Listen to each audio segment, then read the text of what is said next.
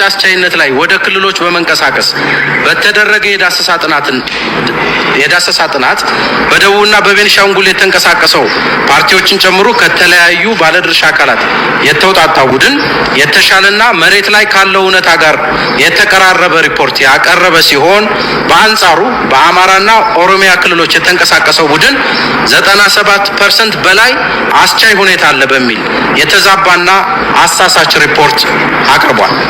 በትብብራችን ግምገማ አማራ ክልል ሙሉ በሙሉ ወይም በጣት የሚቆጠሩ ከተሞች ካልሆነ ለምርጫ አስቻይነት ሁኔታ የለም።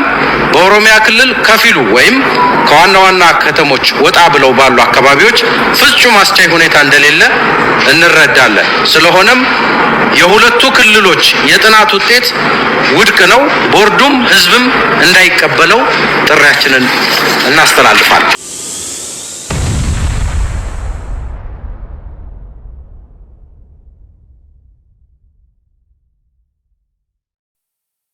ይሰማል። ቦርዱም ህዝብም እንዳይቀበለው ጥሪያችንን እናስተላልፋለን ነው የሚለው ቅንጅቱ ትብብር ለኢትዮጵያ አንድነት የትነት ወርቁ ነው ያንን መልእክት እንግዲህ ለሚዲያዎች በሰጡት መግለጫ ላይ ሲያቀርቡ የነበረው። እንዴት አላችሁ የተወደዳችሁ?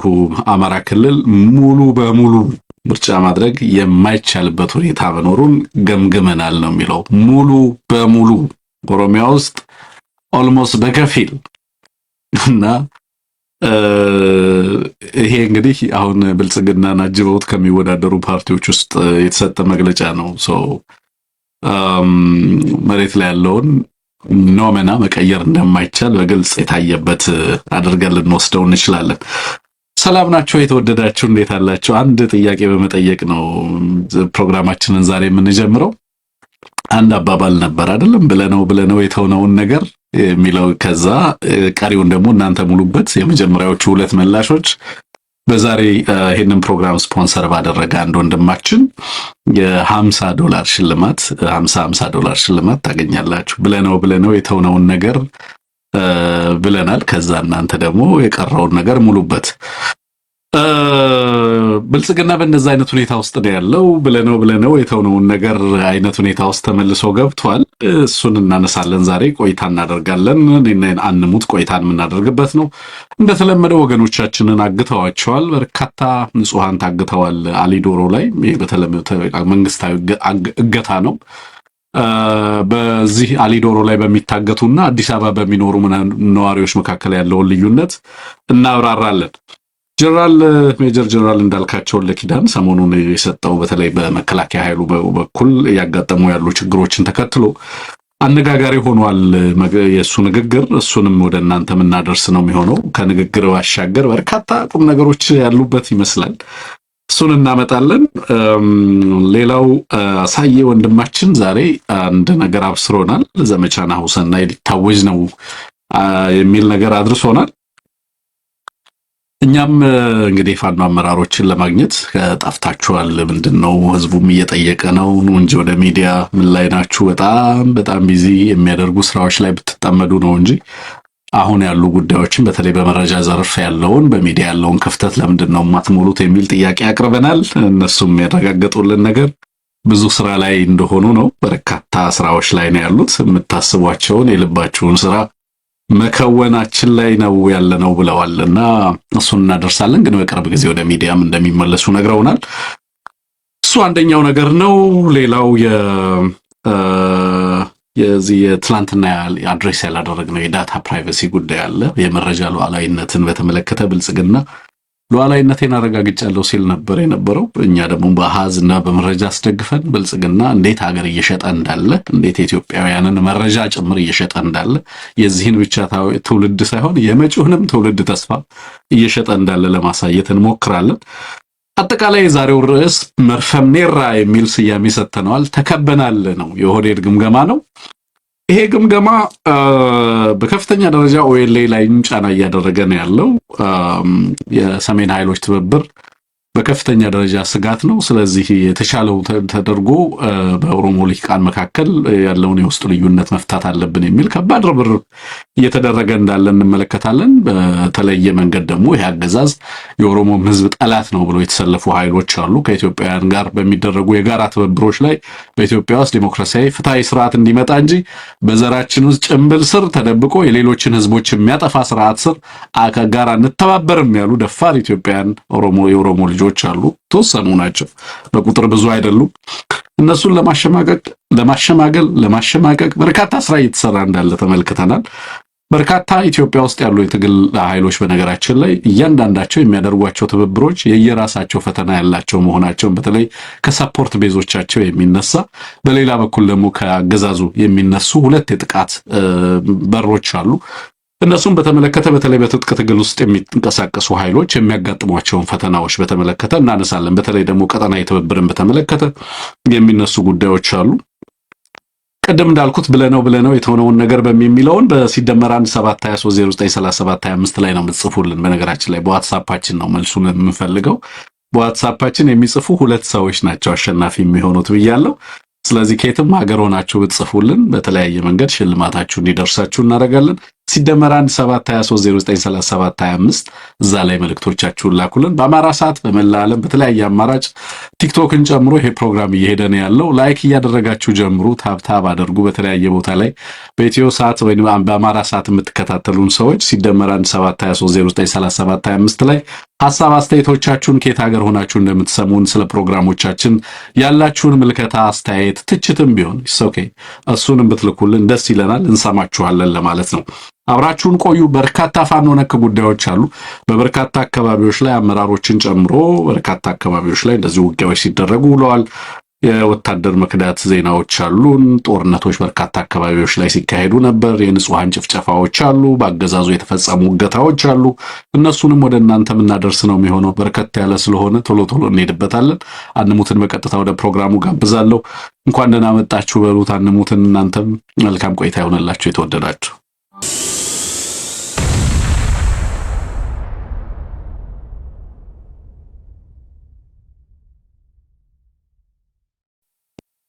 ወንድም አንሙት እንኳን ደህና መጣ። እንዴት አለ? እጅግ በጣም ደህና ነኝ። እንዴት አለ ወንድም ትንግርቱ? ተመልካቾች፣ የኢቢሲ ቤተሰቦች፣ ሞዴሬተሮቻችን፣ ይህን ፕሮግራም በሳተላይት በአማራ ሳት ቴሌቪዥን እንደዚሁም በዩቲዩባችን የምትከታተሉ ሁላችሁንም ሰላም እላለሁ። እንዴት አለ? ሸጋ ነኝ አንሙት፣ ምንም አልልም፣ ደህና ነኝ። ወደ ፕሮግራማችን እናልፋለን። ትላንትና በኤአይ የተቀነባበረ እስኪ ኤቢሲንና የአማራ ሰዓትን ታሳቢ ያደረገ ሙዚቃ ሰርታችሁ ላኩልን ብለን ነበር። ሁለት ሰዎች ልካችሁልናል። የልባችንን አላደረሰም፣ አላጫወትነውም። ግን እስኪ ደግማችሁ ሞክሩ። ቆንጆ ነገር ቢሆን የተመረጠ ነው። በደንብ ጊዜ ወስዳችሁ ስሩት። ከዛ ውጭ አንሙት በርከት ያሉ ጉዳዮችን ይዘን መተናል። ዘመቻ ናሁሰናይ ሊታወጅ ነው እያለን ነው አሳዬ። የአፋብን አመራሮችንም ለማግኘት ጥረት አድርጌያለሁ። ከባድ ስራዎች ላይ ተጠምደናል። ጥቂት ቀናት በኋላ እንግዲህ ወደ ሚዲያውም መመለሳችን አይቀርም። የተወሰኑ ጊዜያቶችን ስጡን የሚል ነገር ነው የሰማነው። ስለዚህ ጥቂት ቀናቶችን አመራሮች ወደ ሚዲያ እየመጡ ሀሳብ አስተያየቶችን በተለያዩ ጉዳዮች ላይ እንደሚያጋሩን ተስፋ በማድረግ የዛሬውን ፕሮግራማችንን እንጀምራለን ማለት ነው። አንሙት ብልጽግና ነክ ጉዳዮች ውስጥ ከመግባታችን በፊት በአጠቃላይ ከአማራ ጋር በተያያዙ ከአሊዶሮ እገታ ጋር በተያያዘ እንደተለመደው በርካታ ጉዳዮች አሉ። በአማራ ክልል ዛሬም እንደተለመደው በርካታ አካባቢዎች ላይ ውጊያዎችም ሲካሄዱ እንደዋሉ ሰምተናል። እነሱን ከዛ መሰል ነክ ዜናዎችን አድርሰንና አንሙት እነሱ ላይ አስተያየት እንስጥባቸው አስቀድመን። መልካም። ዛሬ እስኪ ከአንድ ወንድማችን የፋኖ አመራር ያገኘሁትን ግጥም ላስቀድም ከፈቀድክልኝ። ቴዎድሮስማ ተገኝቶ ነው ዘርፍ ኃላፊ አንድ ያጋራን ግጥም አለ። ግጥሙ እንደገና ይላል። ውስጣው የራ ነው። የፋኖን ሁኔታ ወቅታዊ ቁመና ወይም አንዳንድ ነገሮች ሊጠቁም የሚችል ይመስለኛል። እንደገና ነው የሚለው።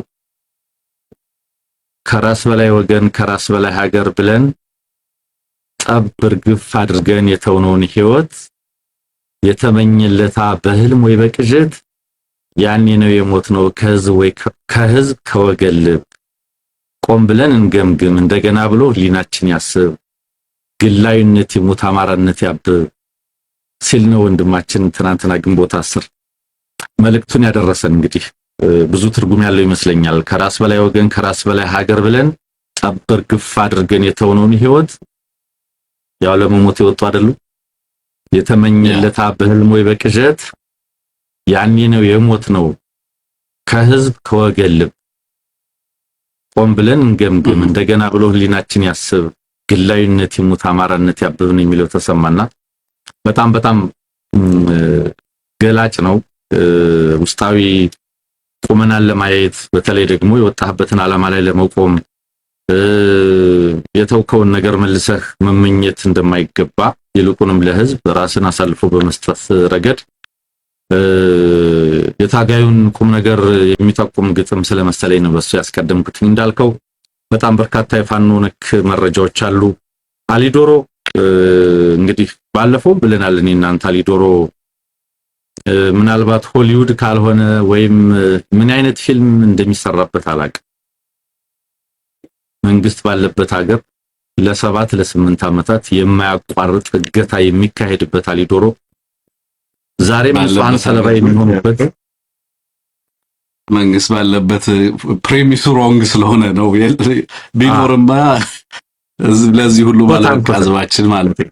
ኦኬ ልክ ነው። መንግስት ባለበት ሀገር ስን ኮታንኮት ወይም ነይ ባይል በለው እሱ ባለበት ሀገር ማለት ነው። ተለምዶ በተለምዶ ስለሚባልም ጭምር ነው። አንሙት እረዳሃለሁ። በዛ ሴንስ ነው ያነሳው። ትክክል። እና ከዛ ጋር የተያዘ ዛሬም በፍቼና ገብረ ጉራቻ መሃል ነው የምትገኘው ቻሊዶሮ የምትባል ቦታ። ስለዚህ እዛ ላይ የታጠቁ ሰዎች ተኩስ ከፍተው የመኪና መስታወት መተው የህዝብ ማመላለሻ አውቶቡስ ጎማና መስታወት በመምታት አስቆሙ ተሳፋሪዎችን አፍነው ወስደዋል። ምን ያህል ተሳፋሪዎች ናቸው ተመልከት። እንግዲህ ከአዲስ አበባ በጣም በቅርብ ርቀት የህዝብ ትራንስፖርት መኪና ተመቶ ተመሳሳይ ቦታ ላይ አንድ ጊዜ አይደለም እጅግ በጣም በተደጋጋሚ ምን ቋንቋ እንደሚሰጠው በምን መግለጽ እንደሚቻል ሁሉ ማወቅ አይቻልም።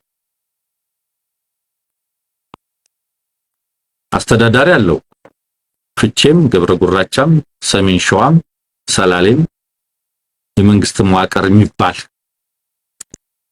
አለ፣ የጸጥታ መዋቅር የሚባል አለ። ነገር ግን መንገደኞች እንደሁል ጊዜው እንግዲህ ምናልባት መቸለታ አገዛዙ ራሱ የደብረ ማርቆስ አየር ማረፊያን አስመርቂያለሁ ሲል ስለነበረ አታመልጡም ለማለትም ይሆናል አይቀርላችሁም ለማለትም ሊመስል ይችላልና ብዙ ፖለቲካዊ ትርጉም ያለው ነው። ይሄ ቀጥሏል። በጣም የሚያሳዝን ነው። እውነት በምን ቋንቋ መግለጽ እንደሚቻል አላቅም። አስታውሳለሁ በዚህ ጉዳይ ላይ ባለፈው ስናወራ አንተ ያነሳው ነገር ነበረ። እስከ ዛሬ ሆነ ብቻ አይደለም ዛሬ ሆነ ብቻ አይደለም ወደፊትም ይደረጋል ብለህ አንስተ ነበር።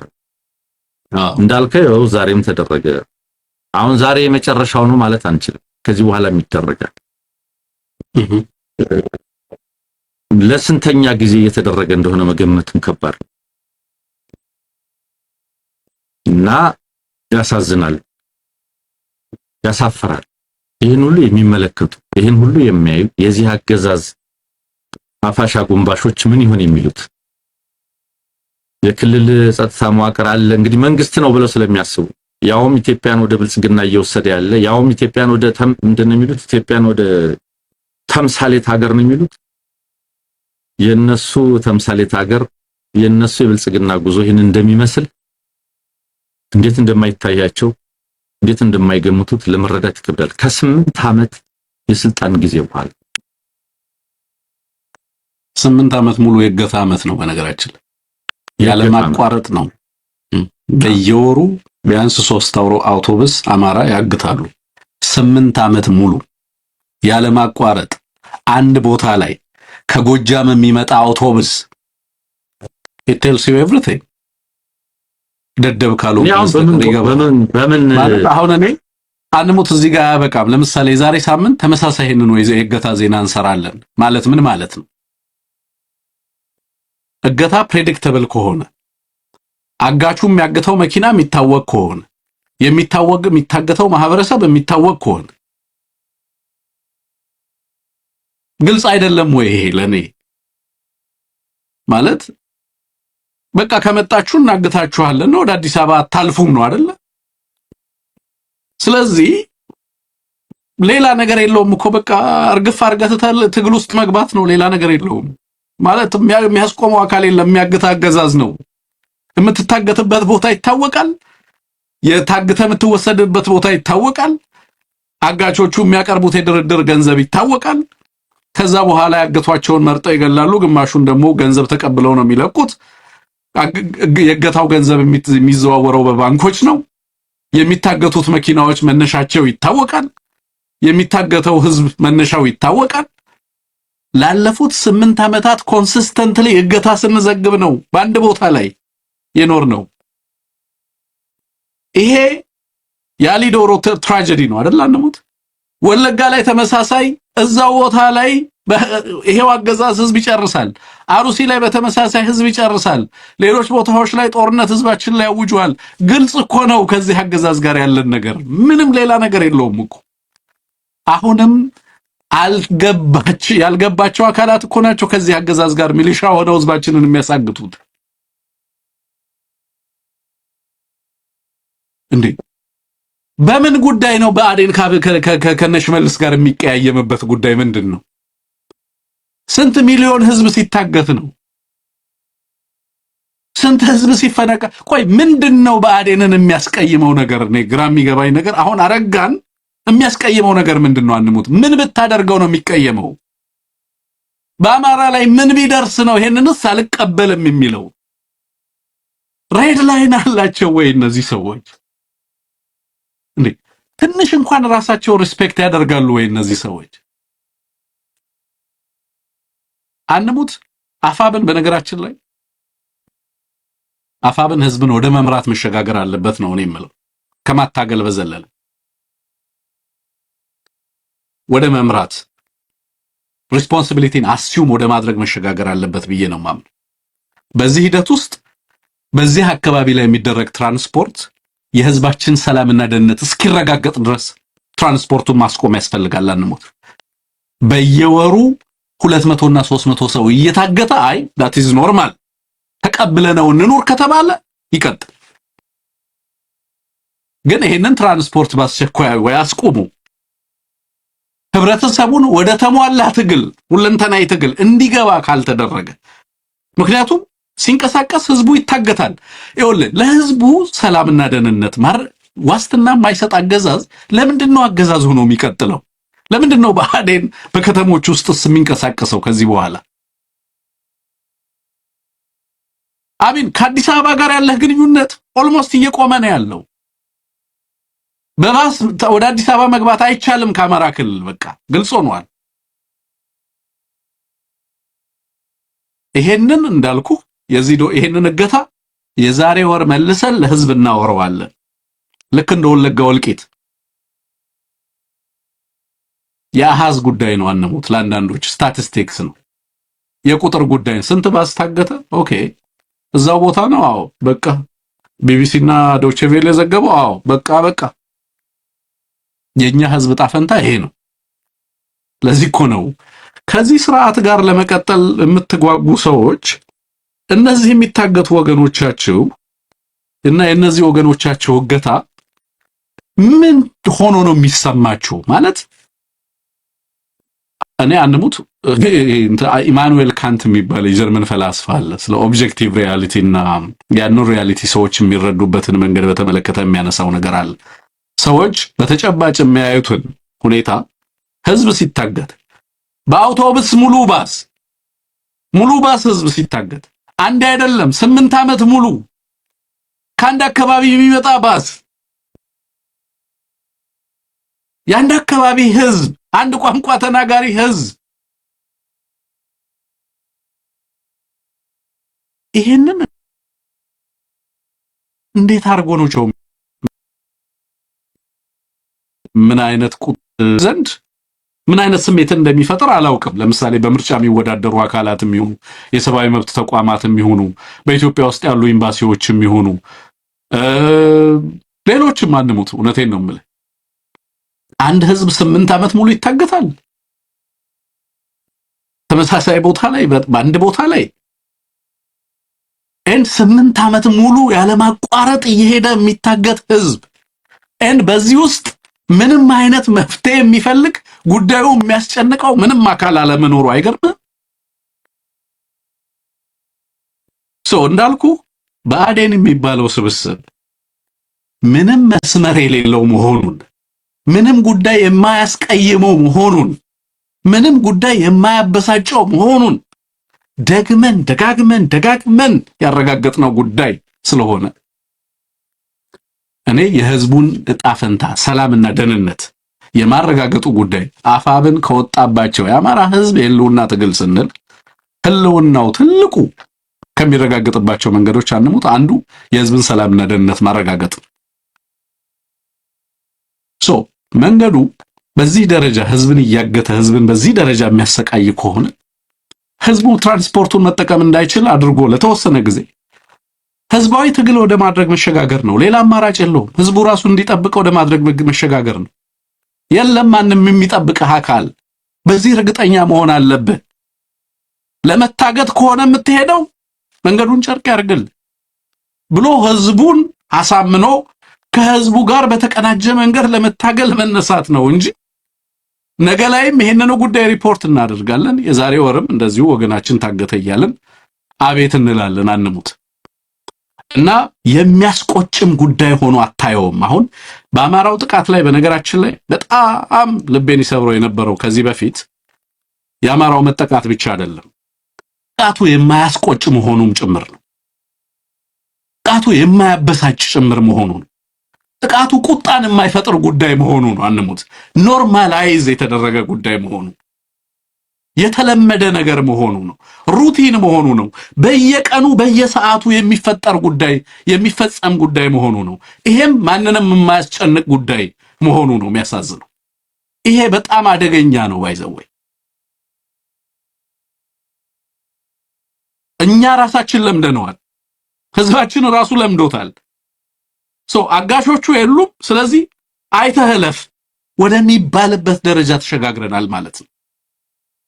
አይ ቲንክ ይሄ አላርም ሊያደርገን የሚገባም ይመስለኛል። ማህበራዊ ንቅናቄ ሲሰዳደብ የሚውለው የአማራ ልሂቅ እንትናና እንትና ታገቱ እንትናና እንትና እንደዚህ ሆኑ ሲል የሚውለው ህዝብ 8 ዓመት ሙሉ በሚታገተው ህዝብ ጉዳይ ላይ እንዴት አጀንዳ ያድርጎ ይሄን በዚህ ጉዳይ አይቆጣም ማለት? የምሬን ነው የምልህ። ከዚህ በላይ ምን ሲሪየስ ጉዳይ አለ? ከዚህ በላይ ምን አጀንዳ መሆን የሚገባው ጉዳይ አለ? ከወገኖቻችን መታገት በየዕለቱ ከመታገት በላይ ምን የሚያስቆጣ ጉዳይ አለ? ለዚህ እኮ ነው ኤርፖርቱ ተሰራ ሲባል አንሙት ስድብ ነው ለአማራ ስለ የነበረው። ለዚህ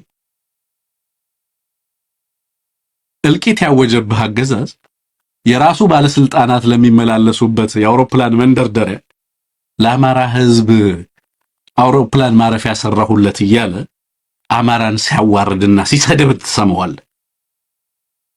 ለኔ መሰረተ ልማት አልነበረም። የተወዘን ኢንሰልት አጠቃላይ ጦርነት ያወጀብህ በሚሊዮኖች የሚያፈናቅልህ ህዝብ በየዕለቱ እንዲታገት የሚያደርግ በየሄደበት የአርሶ አደሩን ቀዬና የአርሶ አደሩን ቤት በቦምብ የሚያጋይ አገዛዝ መሰረተ ልማት አመጣልኝ ጥሩ ሲሰራ እናመስግን የሚሉ አማራዎች መፈጠራቸው ጥሩ ሲሰራ ከእልቂት ውስጥ ጥሩ ሲሰራ ትላለህ። in the midst of genocide በእልቂት መሃል በሚሊዮኖች ሰቆቃ ጩኸት በማያባራ የእናቶች ሲቃ ውስጥ ህዝባችን በረሃ ባለንጋ እየተገረፈ ባለበት ውስጥ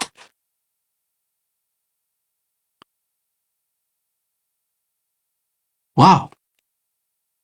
እና ለመላ አማራ ንቅናቄ እኔ መዘጋጀት ያስፈልጋል። እንደው የተላመድ ነው ያለ የሚመስለኝ ነገር ስላለም ነው እንዳለ ህዝቡ ወደ ትግል መግባት ያለበት ጊዜ ይመስለኛል። አንሙት ከዚህ በላይ መሸከም የምንችለው ነገር ያለ አይመስለኝም። ይሄ ከሰው ልጆች ሊሚት በላይ ነው። ባይዘወይ ሰው ሊሸከመው ከሚችለው ግፍ በላይ ነው። አርሶ አደራችን ህዝባችን ሊሸከም ከሚችለው ግፍ በላይ ነው እየሆነ ያለው ነገር። በተናጠል በየመኪና በሄድክ ቁጥር በአውቶቡስና በሚኒባስ በሄድክ ቁጥር ትታገታለህ። በተናጠል ታልቃለህ ወይስ በጋራ ራስህንና ሰላምህን ታጸናለህ? የራስህን ጉዳይ በራስህ ትወስናለህ ወይስ በተናጠል ሊጨርሱ ትፈቅዳለህ የሚል አማራጭ ነው ሊቀርብለት የሚገባው ህብረተሰቡ። እና ከዛ ውጪ አንሙት። እውነቴን ነው የምልህ። ዛሬ የአሊ ዶሮውን እገታ ሰርተነዋል አይደለ? አናስቆመውም። በዚህ ልምምድ አናስቆመው። and there is no way ይሄ ጉዳይ የሚያስቆጣው የሰብአዊ መብት ተቋማት የሉም። ይሄ ጉዳይ የሚያስቆጣቸው የጸጥታ ተቋማት የሉም አገሪቷ ላይ። ኢንፋክት አንተም ስትል እንደነበረው እነዚህ ጥፋቶች፣ እገታዎች፣ እስሮች የሚፈጸሙት በተቀናጀ መንገድ አንድን ማህበረሰብና ስነ ልቦናውን ለመስበር በተከታታይ በአገዛዙ በሚሰጥ ትዕዛዝ የሚፈጸም ጥቃት መሆኑን ትረዳለህ። ምንድነው ማድረግ ያለብኝ ነው አንድ ህዝብ ማለት ያለበት። በነገራችን ላይ ደሰት አንዴ እንቅፋት አንድ ጊዜ ነው የሚመታ። አንድ እንቅፋት ደግሞ እዛው ቦታ ላይ ከመታህ ግን መጠየቅ ያለብህ ራስህን ነው። አንድ ጊዜ ታገትን፣ 1 ዓመት ታገተ ህዝባችን፣ 2 ዓመት ታገተ፣ 3 ዓመት ታገተ፣ ድርጅት አቋቋመ። በትግል በጥረቱ አዲስ አበባ ላይ ያስገባው ይችላል ድርጅቱ፣ ግን አመራር ሊሰጥ ይገባዋል። የህዝብ ደህንነትን በተመለከተ፣ ጉዞን በተመለከተ፣ ትራንስፖርትን በተመለከተ አቅጣጫዎች ሊቀመጡ ይገባል።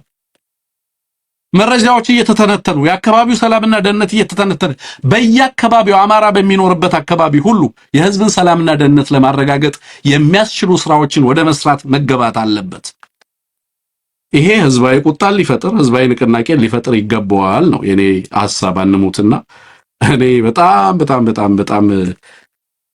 ምን አይነት መራር እንትን እንደሆነ እንግዲህ እገታው የሚደርስበትን ህዝብን ስሜት ደግሞ መረዳት ትችላለህ። አንሙት በየዕለቱ እየተሰቃየ እየታገተ በዚህ መከራ ውስጥ እንዲኖር ደግሞ የተፈረደበት ህዝብ በመከራ ውስጥ እንዳለ መገመት ትችላለህ። ያ ልክ ነው። እንግዲህ የፍትህ ጥያቄ ኃላፊነትን አለመወጣት ምን ማለት ነው? ኃላፊነትን አለመወጣት የሚያስከትለው ተጠያቂነት ምንድነው የሚለው ነገር በሙሉ ወደፊት የሚታይ ነው። እንግዲህ ይሄ የሆነው ነገር ሁሉ ሊሰጠን የሚገባውን ትርጉም መያዝ ተገቢ ነው ብዬ አስባለሁኝ። እስከመቼ ይሄ ሁሉ ነገርስ ምን ይነግረናል? በቃ የሚባልበት በሆነ ጉዳይ ላይ አቋም የሚያዝበት ምዕራፍና ደረጃ ምንድነው የሚለውን ሁሉ ለመገንዘብ ከአሊ ዶሮ የተሻለ ማሳያ አለ ብዬ አላስብም። ይሄ አንደኛው የዛሬ ክስተት ነው የነበረ የሚቀጥል ይመስላል። ባለቤት ስለሌለው ተጠያቂነት ስለሌለው ንጹሃን አፈና፣ እገታ፣ ይህን ተከትሎ ደግሞ በመንግስት ባንኮች በሚተላለፍ የመያዣ ክፍያ የቀጠለ ነው። ስለዚህ ይሄ ስቴት ስፖንሰርድ ነው። ልክ ሻሸመኔ፣ ዝዋይ፣ አሩሲ በሏቸው ተብሎ ከንቲባዎች አርፋችሁ ተኙ እየተባሉ ህዝብ እንደተጨፈጨፈው ያለ ደብዳቤ ተጽፎ ባንኮች ቅርንጫፎች ለታጠቁ ቡድኖች ለአገዛዙ ቡድኖች ገንዘብ እንዲወስዱ ይፈቀድ እንደነበረው ያለ መንግስት መር ስቴት ስፖንሰርድ ጄኖሳይድ አፈናና ጭፍጨፋ ስለሆነ የዚህ አካል አድርገን መውሰድ ነው። ግን ይሄን ሁሉ የምንሰማ ሰዎች ልንገነዘበው የሚገባው ልንደርስበት የሚገባው ግንዛቤ ምንድነው? ከዚህ ሁሉ ነገር በመነሳት ልንይዘው የሚገባው አስተሳሰብ ምንድነው የሚለው ነገር እጅግ በጣም አስፈላጊ ነው። ይሄን ሁሉ የሚያይ ሰው ሊደመድም የሚገባው ግንዛቤ አለ ብዬ አስባለሁ። በፋኖ መንደር በጣም በርካታ ጉዳዮች ላይ መረጃዎች ሲደርሱን ውለዋል። ዛሬ ለምሳሌ ቀዳሚው የቴዎድሮስ እዝ ላይ በኤቢሲ ዜና ኤቢሲ ገጻችንም ለማጋራት ተሞክሯል። ዜናዎቹ ቀርበዋል። ቴዎድሮስ እዝ ላይ በተለይ የስቦ ማስገባት ስልታችን በተለይ ቀጠናዎች ታሪክ እንድንሰራ አድርጎናል የሚል መረጃ ልከውልናል። የንጉስ ተክለ ሃይማኖት ሻለቃ ደብረ ዘይት ቀጠና ላይ የገባውን ያገዛዙን ኃይል ደምስሰናል። በተለይ ካገዛዙ በኩል ከ500 በላይ ጦር ዙ 23 ቢኤም እና መድፍ ጭኖ መጥቶ እንደነበረ ነው የሚገልጸው መረጃው የተላከልን። በዚህም በተደረገው ውጊያ ነፍስ ወከፍ መሳሪያዎች ተተኳሽና በርካታ ሎጂስቲክስ ማርከናል። ከዳንግላ በቅርብ ርቀት አብዳራ ከተማ ላይ በርከት ያለ አገዛዙን ኃይል ደምስሰናል ሲሉ ነግረውናል። በሌላ ረገድ እዛው ላይ 105ኛ ኮር 55ኛ ክፍለ ጦር የነፍስ ወከፍ መሳሪያዎችንና አንድ አስካጥላ ተተኳሽ በመማረክ ከ20 በላይ አገዛዙን ኃይል ደምስሰናል የሚል መረጃ ነው የላኩልን ዛሬ። በሌላ ረገድ ከባህር ዳር በቅርብ ርቀት ላይ 102ኛ ኮር 22ኛ ክፍለ ጦር መሸንቲ ከተማ ድረስ ዘልቆ በመግባት አገዛዙ ኃይል ላይ እርምጃ መውሰዱን የተመለከተ መረጃ ልኮልናል። የቴዎድሮስ የዚህ 22ኛ ክፍለ ጦር መሸንቲ ሻለቃ ነው። በተለይ ሰኞ ለማክሰኞ አጥቢያ ለሊት 7 ሰዓት ላይ መሸንቲ ከተማ ሰርገን ገብተናል። ያጫዳርን ያገዛዙን ኬላ ቀድሞ በመያዝ ከ26 በላይ በሆነ ገልባጭ መኪና የመጣ ያገዛዙን የአድማ ብተናና የመከላከያ ኃይል በውጊያ ስልት ቋንቋ ይመስለኛል ቅርጽ በማስገባት መተነዋል ነው ያሉት። በዚህ ጥቃት ከ18 በላይ ያገዛዙ ኃይል አስወግደን 5ቱን ከባድ ቁስለኛ አድርገን 3ቱ ደግሞ አምልጠውናል ነው የሚሉት በላኩልን መረጃ መሰረት ማለት ነው። በሌላ ረገድ እንግዲህ ፋኑ ውጊያ ብቻ አይደለም፣ በእርግጥ ውጊያ መረጃዎችም አሉ። ሌሎች ግን የህዝብ ውይይቶችም ተጠናክረው ቀጥሏል የሚል ነው። የቤተ አማራ ሚኒሊክ እዝ የ303ኛ ሳምነው ኮር ነፃ ባወጣቸው ቀጠናዎች ህዝባዊ ውይይቶች አካሂጃለሁ ነው ያለው። በተለይ ቡግና ወረዳ ላይ ቆብ ቀበሌ፣ ላስታ ወረዳ ሳርዘና ቀበሌና መቄት ወረዳ 022 ወይም ዝቤና 028 ቀበሌዎች ላይ ህዝባዊ ውይይቶች አድርገናል። የመንግስት ሰራተኞች፣ የሃይማኖት አባቶችና ወጣቶች መድረክ አካሂደን ከ4500 በላይ ህዝብ የተሳተፈበት የማህበረሰብ ንቅናቄ በተሳካ ሁኔታ አካሂደናል የሚል መረጃ ልከውልናል።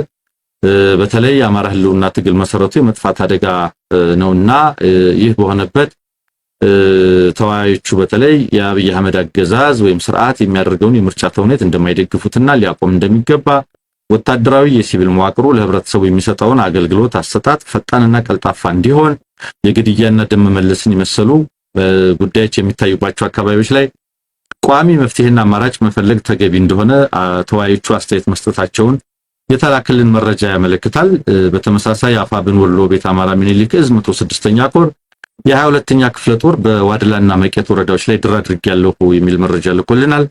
በ22ኛ ክፍለ ጦር ከ12 ሰዓት ጀምሮ ከማለዳው ነው የሚለው በተደረገው ውጊያ ቋናና ቁራንበሳ የሚባሉ አካባቢዎች ላይ ነው ድል አግኝቻለሁ ያለው። በዚህም በተለይ በሁለት ወረዳዎች በዋድላና በመቄት ከ29 በላይ አገዛዙን ሰራዊት ደምስሰን በቁጥር ያልገለጹትን ቁስለኛ አድርገናል ነው ያሉት። ወደ ጋሸና የሸሻ አገዛዙ ኃይል መኖሩን ገልጸው በተለይ ሙትና ቁስለኞች በዛው በጋሸና ሆስፒታል ባገዛዙ በኩል መውሰዱን አሳውቀዋል። ወደ ሸዋ ቀጠና ስንመጣ አፋብን ሸዋ ጠቅላይ ግዛት አሳምነው እዝ መሐመድ ቢሆኔ ኮር የተጌጣይቱ ክፍለ ጦር ባንኮበር አጼ አምደ ጽዮን ኮር ራምቦ ክፍለ ጦር በሳሲት ድል ተቀናጅተናል ነው ያሉት። በተለይ ከሸዋሮቢት ከተማ የ103ኛ ኮማንዶ ክፍለ ጦር አባል የሆነ የኮማንዶ አባል መከላከያ ነው ፋኖን ተቀላቅሏል ነው ያሉት። ከደብረ ብርሃን 4 አይሱዙና 4 ፓትሮል ያገዛዙ ሰራዊት በተለይ ከቡልጋ አውራጃ አንኮበር ወረዳ ወደ ደርፎ ቀበሌ በሚጓዝበት ሰዓት ላይ ነው የመሐመድ ቢሆን የፖርቴ ጌጣይቱ ክፍለ ጦር ቃኞችና የሻለቃ አንድ ፋኖች አይደብስ በተባለ ቦታ ላይ ደፈጣጥለን ጥቃት አድርሰናል ነው ያሉት። ካንኮበር በተለይ በሁለት መኪና ያድማ ብተና ጭኖ በቁ እንዲያድርጎ ወደ ደርፎ ሲንቀሳቀስ ነበር ነው ያሉት። ስለዚህ ይሄንን ያገዛዙን ኃይል መተናል፣ ያድማ ብተና አመራር ጭምር ነው የተመታው ነው ያሉት። ጠላት ከ20 በላይ ቁስለኞችን ወደ አንኮበር ወስዷል፣ ከ5 በላይ ወደ ደብረ ብርሃን ሪፈር ተጽፎላቸው ሄደዋል ነው ያሉት። በአጠቃላይ በ4 አምቡላንስና አንድ አይሱዙ ሙትና ቁስለኛ ሲያጋግዝ ያልተነሳውን የጠላት አስከሬን ወይም ያገዛዙን ኃይል እንዳለም ጠቅሷል ማለት ነው። ይህ እንዲህ እንዳለ እንግዲህ ያገዛዙ 104ኛ ኮማንዶ ክፍለ ጦር አባል የሆነ ነው መነሻውን ከሙጃና ወደራ ወረዳ ሰላ ድንጋይ ከተማ በማድረግ ወደ ሳሲትና አካባቢው ለማቅናት ያደረገው ጥረትም በአጼ አምደ ጽዮን ኮር አሃዶች ተመቶ ተመልሷል ሲሉ ጠቅሰዋል። ወግዲ ላይ የ105ኛ ኮር 45ኛና 29ኛ ክፍለ ጦሮች የወግዲ ከተማን ሙሉ ለሙሉ ተቆጣጥረው ከወጡ በኋላ አንድ የተፈጸመ ነገር ስላለ ነው አንድ ግምገማ መካሄዱን ጠቅሰዋል። እዚህ ወረዳ ላይ የፋኖ አመራሮች በነገራችን ላይ ወግዲ ከተያዘ በኋላ የአካባቢው የካድሬ አመራሮችና መከላከያ ጋራ ስብሰባ አድርገው ነበር። በዚህ ስብሰባ ላይ በተለይ ካቢኔዎችና የመከላከያ አመራር ኮሎኔል ዘላለም የሚባል ነው ሽንፈትን የሚመሰክር ንግግር ውይይት አድርገዋል። ከውስጥ መረጃ ደርሶናል ብለው ነው ፋኖች መረጃውን ያጋሩን። በተለይ መከላከያ አመራሩ ኮሎኔል ዘላለም ፋኖ በሁሉም ረገድ በልጦናል ማለቱን የሚጠቅስ መረጃ አጋርተውናል። ኮሎኔል ዘላለም ሰራዊቱ ፋኖ በሁሉም ረገድ በልጦናል። ኮሎኔል ዘላለም እጅ ቢሰጥ ነው የሚሻለው። ምክንያቱም ይሄንን ንግግር ከተናገረ በኋላ አያስቀምጡትም። ወይ ጦሩን ይዞ መክዳት ነው ያለበት ወይ ደግሞ እጅ ቢሰጥ የሚሻለው ይመስለኛል። ምክንያቱም ከዚህ በኋላ እስር ቤት እንደሚበሰብስ እርግጠኛ ነኝ። ምክንያቱም ይሄን መረጃ እኔም ማረጋግጫለሁ። በጣም በርካታ ተቋማትም ይዘውት ወጥተዋል። አንሙት ዛሬ ላይ ትክክለኛ ግምገማ ነው። ከአካባቢው ማህበረሰብን ማረጋገጥ የተቻለ ነው። መቀጠል ትችላለህ። እሱ ምናልባት ተናግሮት በፋኖ ቃል አቀባዮች በኩል ወደ ህዝብ ስለደረሰ ካልሆነ በስተቀር ይሄ በርካታ ጀነራሎች፣ በርካታ መስመራዊ መኮንኖች፣ ያገዛዙ ወታደራዊ አዛዦች የሚገነዘቡት ነው። እሱ ያለው ምንድነው? በወረዳው ሰላም ለማስከበር ከአቅሙ በላይ ሆኖብኛል ነው። ከአቅም በላይ ሆኖብኛል። የፋኖ ኃይሎች በሁሉም ረገድ በልጠውናል። ፋኖ ከኛ በአቅም በስነልቦናም በትጥቅም እንዲሁም በማህበረሰብ ዘንድ ባለው ተቀባይነት ሙሉ በሙሉ በልጦናል ማለቱን ነው ጠቅሰው ይላኩልን።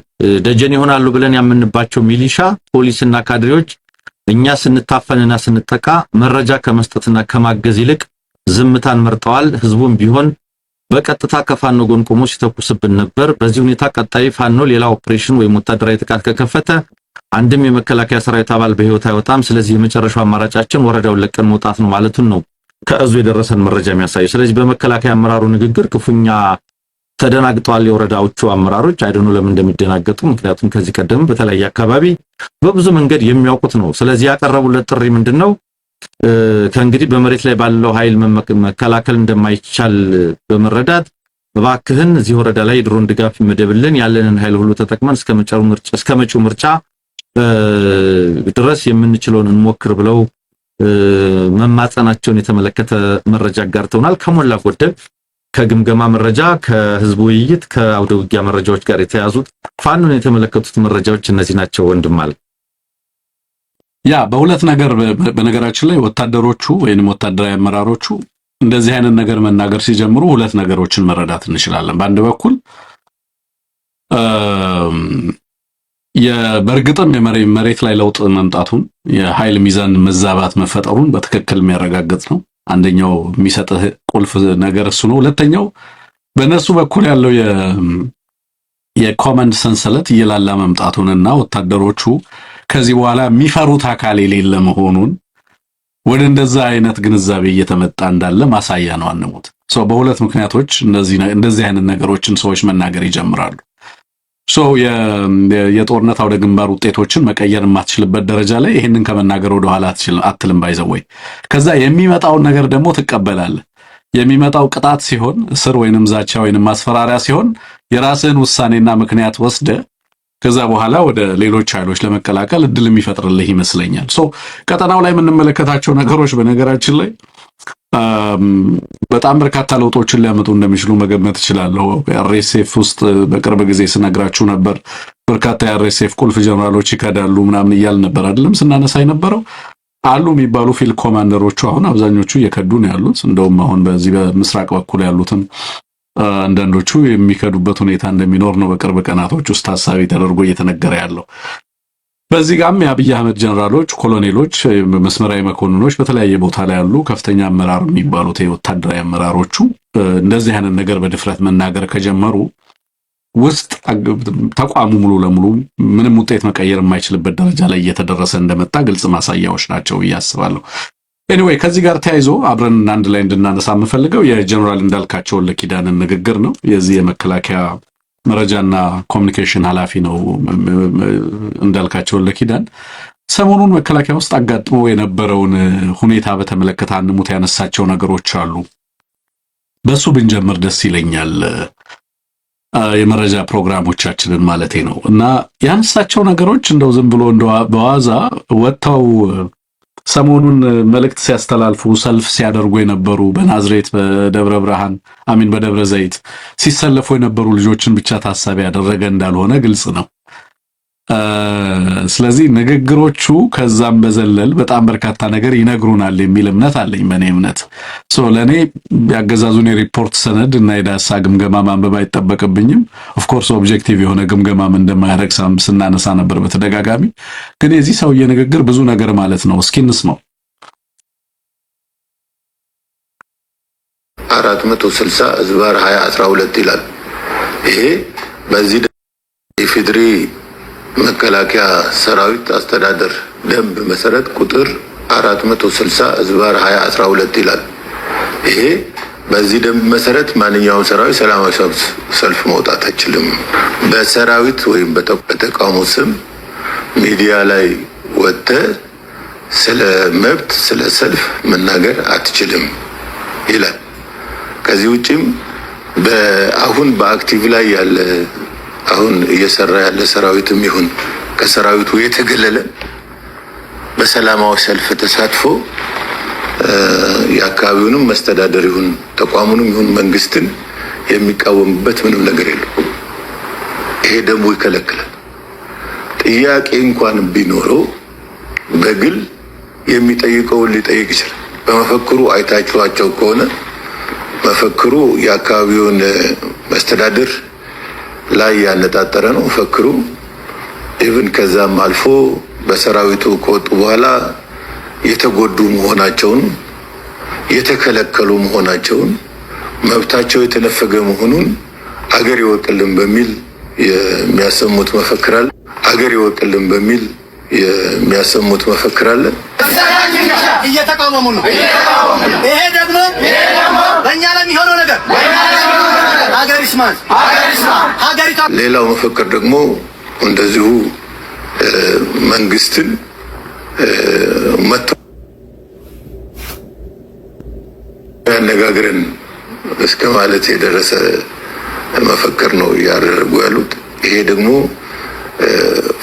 ፍጹም የዚህ አመጽ የማነሳሳት ያልተገባውን ነገር ለማግኘት ስለ ጉዳዩ የማያውቅ አካልን በተዛባ አይነት መልኩ እንዲያውቅ ወይም ደግሞ የተዛባ አመለካከት እንዲይዝ የማድረግ አካሄድ ነው እና ይሄ ፍጹም ወንጀል ነው።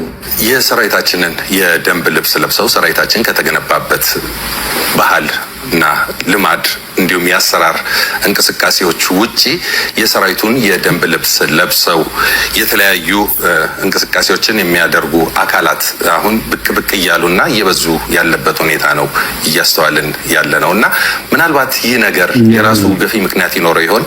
በሰራዊት ውስጥም ያሉ ይሁኑ ከሰራዊት ውጪ ያሉ ወይም ደግሞ ሰራዊት ያልሆኑ አካላቶች የሰራዊቱን ዩኒፎርም ለብሰው ወደ ሚዲያ በጥሩም ይሁን በመጥፎ ጎኑ የሚያሰራጩት አስተሳሰቦች አሉ። እነዚህ ደጋግመን ይሄ ጉዳይ ትክክል እንዳልሆነ ማንኛውም የሰራዊት አባልም ይሁን ሰራዊት ያልሆነ የሰራዊቱን ዩኒፎርም ለብሶ ሶሻል ሚዲያ ላይ ማህበራዊ ሚዲያ ላይ ምንም አይነት ነገሮችን ሊናገር እንደማይችል ግልጽ ነው። በዚህ ጉዳይ ላይ ተቋሙ የወከለው ተቋሙ ተናገርልኝ ያለው ሰው የለም። ስለዚህ እያንዳንዱ ሬንጀር ለብሰ የተቋሙን ልብስ ለብሰ በሁኔታ አድርገ የሚደረገው እንቅስቃሴ ሁሉ ከወንጀል ከህገ ወጥነት የዘለለ አይደለም። ይህንን ስናይ ሌላው ገፊ ነገሮች የላቸውም ወይ የሚለው ነገር ገፊ ኃይል እንዳለው ያስታውቃል። አንደኛ ያየናቸው ፊት ለፊት እየሄዱ ያሉት የተወሰኑቱ የጦር ጉዳተኞች በክራንች የሚሄዱ ያየናቸው አሉ፣ የጦር ጉዳተኞች። ሌሎቹ ደግሞ ሬንጀር ለብሰው ጉዳት የሌላቸው የሚመስሉ ሌሎች ኃይሎች መፈክር የሚያሰሙ የሚያጫጩሁ አሉ። ስለዚህ እያንዳንዱን የሚተላለፈውን መልእክት ስናይ እስከ ዛሬ በጣም ረጅም ጊዜ ከወጡ በኋላ በጣም ረጅም ጊዜ ብዙ ጊዜ ያሳለፉ በህብረተሰቡ ሰላማዊ ኑሮ ጀምረው የተንቀሳቀሱ ያሉ ዛሬ ቀን ጠብቀው በዚህ ጊዜ ተደራጅተው ተሰባስበው መምጣት ማለት በትክክልም አሁን መንግስት ከሚል ያደርገው ካሰበው የምርጫ ጋር ሌሎች ከኋላ የሚገፏቸው እንዳሉ ማሳያ ናቸው ብዬ ነው ያነሳ መፈልገው። እሺ እናመሰግናለን አቶ ጀነራል እንዳልካቸው ወለኪዳን። አንሙት ብዙ ነገር ማለት ነው አይደለም የሚያወራው ነገር ከባድ ሁኔታ እንደመጣ ማሳያ ነው አይደለም። ሌላ ግምገማና የግምገማ ሰነድ ማንበብ አይጠበቅብንም። ከውስጥ የመጣ የተቀጣጠለ ሰሞኑን እየተከታተልን ያለ ነው። በሌሎች ወታደሮችም ጭምር እንግዲህ እሱ እንደሚለው አካል ጉዳት ያለባቸው እና አካል ጉዳት የሌለባቸው የሰራዊቱን ዩኒፎርም የሚለብሱ የሰራዊቱ አካላት እና አባላት በትግል ላይ የሚያሉት አክቲቭ ዲዩቲ ላይ ያሉትም አክቲቭ የሆኑት በተለያየ መንገድ ስንብት የተደረገላቸው በእንደዚህ አይነት እንቅስቃሴ ውስጥ መግባታቸውን እየተመለከተ ነው። ፖለቲካዊ አንድምታ አለው እያለ ነው ያለው። ከጀርባቸው በርካታ አካላት አሉ ነው እያለ ያለው። ምንድነው እያለን እየነገረን ያለው? አንሙት ምንድነው ከነዚህ ንግግሮች የተረዳኸው? እንደው የራስን ምልከታ ብታቀርብልን። መልካም። አንድ 3 ወይም 4 ጉዳዮች ናቸው የተመለከትኩት እኔ ከዚህ። አንደኛው የመከላከያ ሰራዊት አባል ምንም ይድረስበት ምንም ስሜት ይሰማው ተቋም ውስጥ ይሁንም ከተቋም ውጪ ይሁን የመብት ጥያቄ መጠየቅ አትችልም። የመብት ጥያቄ መጠየቅ አትችልም። አገር ይወቅልን ህዝብ ይወቅልን ማለት አትችልም። በደልህን መናገር አትችልም። ጉዳትህን መናገር አትችልም።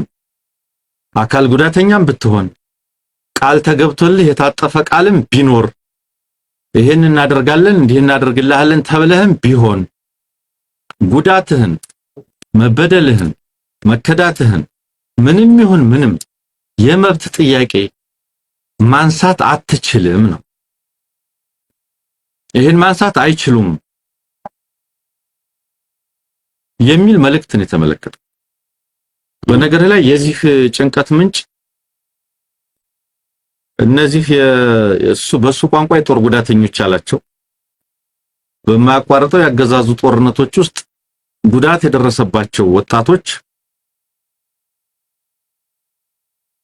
ቃል የተገባላቸው ኢትዮጵያ ወታደሮች ሁሉ ጊዜ ቃል ይገባላቸዋል ለዘመቻ እንዲመች ከዘመታችሁ መሬት ይሰጣችኋል፣ ቤት ይሰጣችኋል፣ ስራ ይሰጣችኋል። ደርግ የሚል ነበር፣ ኢህአዴግ የሚል ነበር። ባድመ የዘመተ ወጣት በሙሉ ይሄን ተብሏል። አሁን በዚህ አገዛዝ ይሄን ይባላል። የታለ ያ ጥቅም ብሎ መጠየቅ ግን አይቻልም። ለምንድን ነው? ባለፈው እንዳልነው ከ30 ሺህ በላይ በዚህ አገዛዝ ቢያንስ ከ30 ሺህ በላይ የአካል ጉዳት ያስተናገደ ወታደር በተለያዩ ካምፖች ታግቶ ነው የሚገኘው። ለምንድን ነው በተለያዩ ካምፖች ታግቶ የተቀመጠው? ይሄ ሁሉ ወጣት፣ ይሄ ሁሉ የጦር ጉዳተኛ፣ ይሄ ሁሉ የአካል ጉዳተኛ ወደ ህብረተሰቡ ገብቶ ቃል የተገባለት ሳይከበር በጦርነት ያሳለፈው ጉዳት ትናንት በአካል በቁም ነገር ሲንቀሳቀስ የሚያውቁት ወጣት በህብረተሰብ ደረጃ ዛሬ አካሉን ወጥቶ ህብረተሰቡን ሲቀላቀል ህብረተሰቡ ስለዚያ ተቋም፣ ህብረተሰቡ ስለ ጦርነት፣ ህብረተሰቡ ስለ ዘመቻ፣ ህብረተሰቡ ስለ መከላከያ የሚኖረው አመለካከት ስለሚበረዝ፣ ስለሚቀየር፣ ገጽታ ስለሚያበላሽ ወደ ህብረተሰቡ መግባት የለባቸውም ተብሏል። ለዚያ ነው ከ30 ሺህ የማያንስ ከዛ በላይ የአካል ጉዳተኛ ወታደር በተለያዩ ካምፖች ታግቶ የሚገኝ። ይሄ ወጣትና ይሄ የአካል ጉዳት ያስተናገደ ኃይል ወደ የመጣበት መንደርና ሰፈር ቢሄድ 30 ሺህ መንደሮች፣ 30 ሺህ ቤተሰቦች፣ 30 ሺህ ጓደኞች እና ከዚያም በላይ ስለዚህ ተቋምና ስለ አጠቃላይ ስለ ጦርነቱ የሚኖራቸውን ግንዛቤ ያበላሽብናል ተብሎ ነው ታግተው የተቀመጡት። በዚህ መሃል ቀድሞ ወደ ህብረተሰቡ የተላኩ በተለያዩ ከተሞች አሉ ተሰባስበው ቃል አልተገባልንም ብለው መሰብሰባቸው ጥያቄ ማቅረባቸው ደግሞ ወንጀል ተደርጓል። ወንጀል ስለተደረገ የታሰሩ ብዙዎች ናቸው። ወንጀል ስለተደረገ ገና የህግ እርምጃ እንወስዳለን ነው እያለ ያለው። የመብት ጥያቄ በአዋጅ በተቋሙ አዋጅ ተከልክሏል። የመብት ጥያቄ መጠየቅ አይችሉም። በክብር የተሰናበቱ ምናምን ያሉ የመብትና የጥቅም ጥያቄ ማቅረብ መብት የላቸውም። አገር ይወቅልን ህዝብ ይወቅልን የማለት መብት የላቸውም ነው እያለ ያለው። የኢትዮጵያ ዲሞክራሲ ይህን ይመስላል። ወይ ተቋም ይመርጣል ወይ ሙያ ይመርጣል። ስለዚህ መጠየቅ አይችሉም። ያጋልጡናል ተብለው የታገቱ 30 ሺዎች ባሉበት አገር እነዚህ በተለያዩ ከተሞች ላይ ወጥተው ሰልፍ የወጡ አካል ጉዳተኛ ወታደሮች ያንን ትልቁን 30 ሺህ ሰው አግቶ በአዳራሾች ይዞ ለማስተናገድ የተወሰደውን ኮሚትመንት የሚያራክስ የሚያጋልጥ ነው የሆነው። ስለዚህ ወይ ማሰር አለባቸው፣ ማስፈራራት አለባቸው።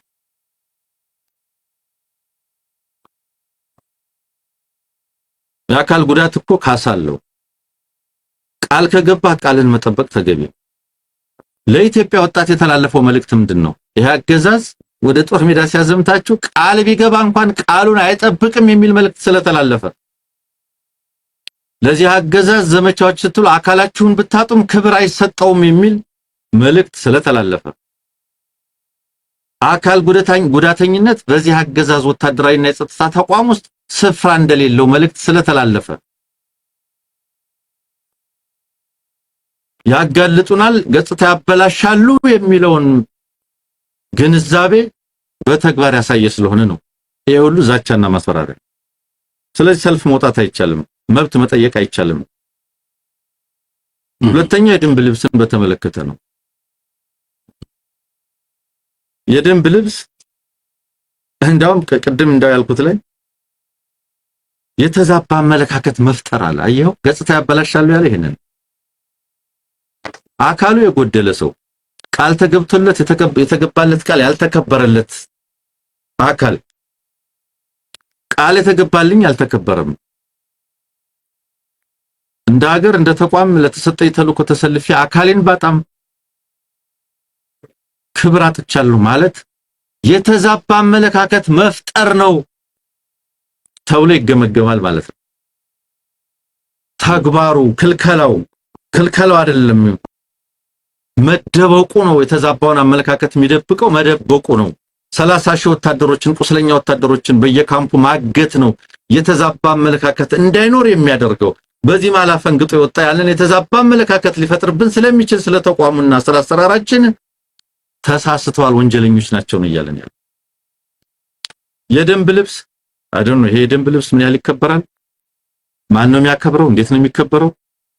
የሆኑ ፓስተሮች መጨፈር አልነበረም እንዴ? ይሄ ደንብ ልብስ የዚህ አገዛዝ ወዳጆች ነን፣ የዚህ አገዛዝ አድናቂዎች ነን፣ የዚህ አገዛዝ ቤተኞች ነን የሚሉ ፓስተሮች፣ ሰባኪዎች፣ የእምነት ሰዎች እንደልባቸው ሲቀልዱበት አልነበረም? ኢንፋክት ይሄ መለዮና ይሄን የዚህ መለዮ ባለቤቶች የማይገባቸው ስፍራ ነው ተቀምጠው በማይገባ ቦታ ላይ የማይገባ እንቅስቃሴ የማይገባ መልእክት አላስተላለፉበትም በዚህ ልብስ። ይሄ መለዮ እንዳይከበር ያደረገው ተቋማዊ አጠቃላይ ሁለንተናዊ ነገር የት ደረሰ? ይሄ መለዮ እንዳይከበር ያደረገው ምንድነው? ይሄ መለዮ የሚከበር ሳይሆን የሚናቅ የምትሸሸው የምትፈራው ህዝብ የማያከብረው ያን መለዮ ስታይ ሴኩሪቲ ደህንነት ሳይሆን ስጋት እንዲሰማ ያደረገው በዚህ መለዮ የተሰራ ወንጀል የለም። ይሄን መለዮ የለበሱ ሰዎች ቶርቸር ላይ ሲሳተፉ አልተመለከትም። ነፃ እርምጃዎች ሲወስዱ አልተመለከትም። ንጹሃንን ሲጨፈጭፉ አልተመለከትም። በዚህ መለዮ ጋር እየተዋጉ ከኢትዮጵያ ህዝብ ጋር እየተዋጋ አይደለም ይሄን መለዮ ለብሶ የኢትዮጵያ ህዝብ ጋር መዋጋት ከኢትዮጵያ ህዝብ ጋር መዋጋት ብቻ ሳይሆን የኢትዮጵያ እናቶችን የኢትዮጵያ ሴቶችን ወጣት ልጃገረዶችን ይሄን መለዮ ለብሶ ግፍ አልፈጸመበትም ወንጀል አልሰራበት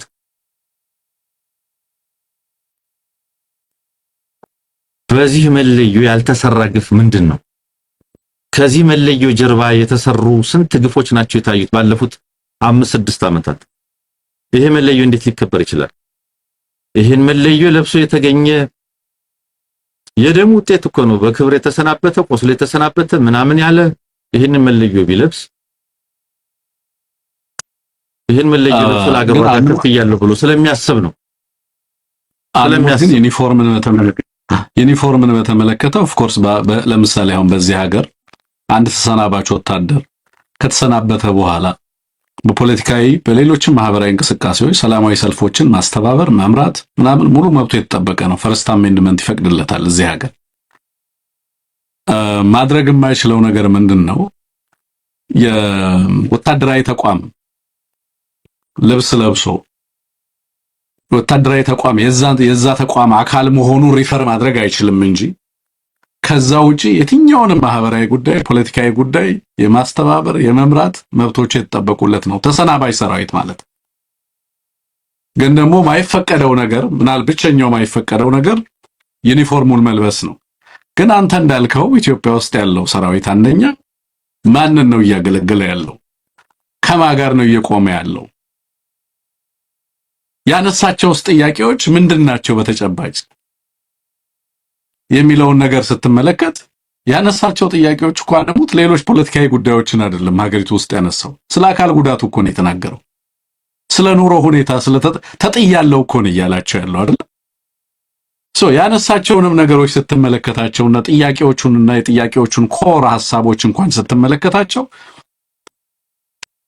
ከራሱ ጋር እንደውም ከሌላው ጋር ለምሳሌ ለምን ጦርነት ይደረጋል ብሎ ከህዝብ ጋር ለምን እንዋጋለን ብሎም እንኳን አይደለም እየጠየቀ ያለው መጠየቅ የሚገባው የነበረው ጉዳይ ነው ፎርዛት ማተር ግን በቀጥታ በራሱ በአካል ጉዳት ላይ ደረሰበትንና ከዛም ከተቋሙ ከተጣለ በኋላ ከተቋሙ ተጥያለው ባለውበትም አካባቢና ማህበረሰብና አስተዳደር ውስጥ እየደረሰብኝ ያለው ግፍና መከራን መቋቋም አልቻልኩም ብሎ አደባባይ ሲወጣ በቀጥታ ፖለቲካዊ ትርጉም ተሰጥቶት በዚህ ደረጃ ዘመቻ ሲደረግበት ተመለከታለ ለማለት ነው ግን እንዳልከው ከዩኒፎርም ጋር ተያይዞ ሌሎች ህጎች አሉ በተለያዩ ሀገራት የተለያዩ ተሞክሮዎች አሉ ማለት ነው ዩኒፎርሙን በተመለከተ ያ በአጠቃላይ ምን መሰለ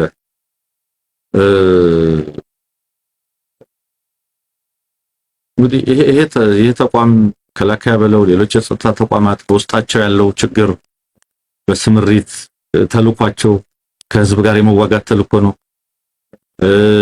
በእያንዳንዱ ወረዳ በእያንዳንዱ ቀበሌ ከህዝብ ጋር ጦርነት ላይ የተላከ ነው ያ በሆነበት የወታደራዊ አስተዳደር ደንቡና ስርዓቱ አሰራሩ ምንድነው የሚመስለው ጦር ሜዳ ላይ ከኋላ ጠመንጃ ደግነህ የምታዋጋውን ሰራዊት ቲክቶክ ላይ እንዳይወጣ ማህበራዊ ሚዲያ ላይ እንዳይወጣ ሰላማዊ ሰልፍ እንዳይወጣ ከህዝብ ጋር እንዳይገናኝ እንዳይገማገም ምናምን መለዮ እንዳይለብስ ይሄን የመሰሉ ነገሮች በማድረግ ዲሲፕሊን የሆነ ሰራዊት መፍጠር አይቻልም የፖለቲካ ትምህርት ስልጠና ንግግር ግምገማ ከቆመ ጊዜ የለው ከኋላ ጠመንጃ ተደቅኖብህ 1 ለ5 1 ለ2 ምናምን እርስ በርስ የተጠራጠርክ በዘር በምናምን ተቧድነ ውጊያ ላይ መላክ ነው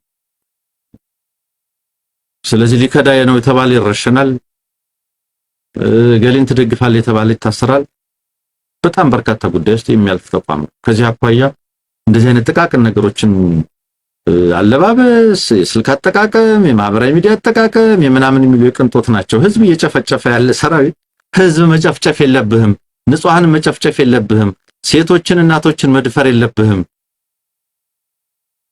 የሚል መሰረታዊ የሰብአዊና የዲሞክራሲያዊ መብቶችን እንዲያከብር ያልተገደደ ሰራዊት እና የሰራዊት አስተዳደር ስለ ማህበራዊ ሚዲያ ስለ ደንብ ልብስ አለባበስ ይህን ስለመሰለው ነገር ማንሳት እጅግ በጣም ተራ ነገር እንደሆነ ለመገመት ፈልጌ ነው ግን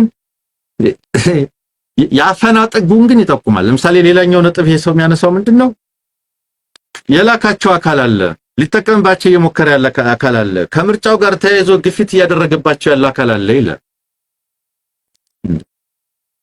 ተበደልኩ፣ ተራብኩ፣ መብቴን ብሎ የሚጠይቅ ቃል የተገባልኝ ነገር አልተከበረልኝም የሚል በቂ ሕክምና አላገኘሁም የሚል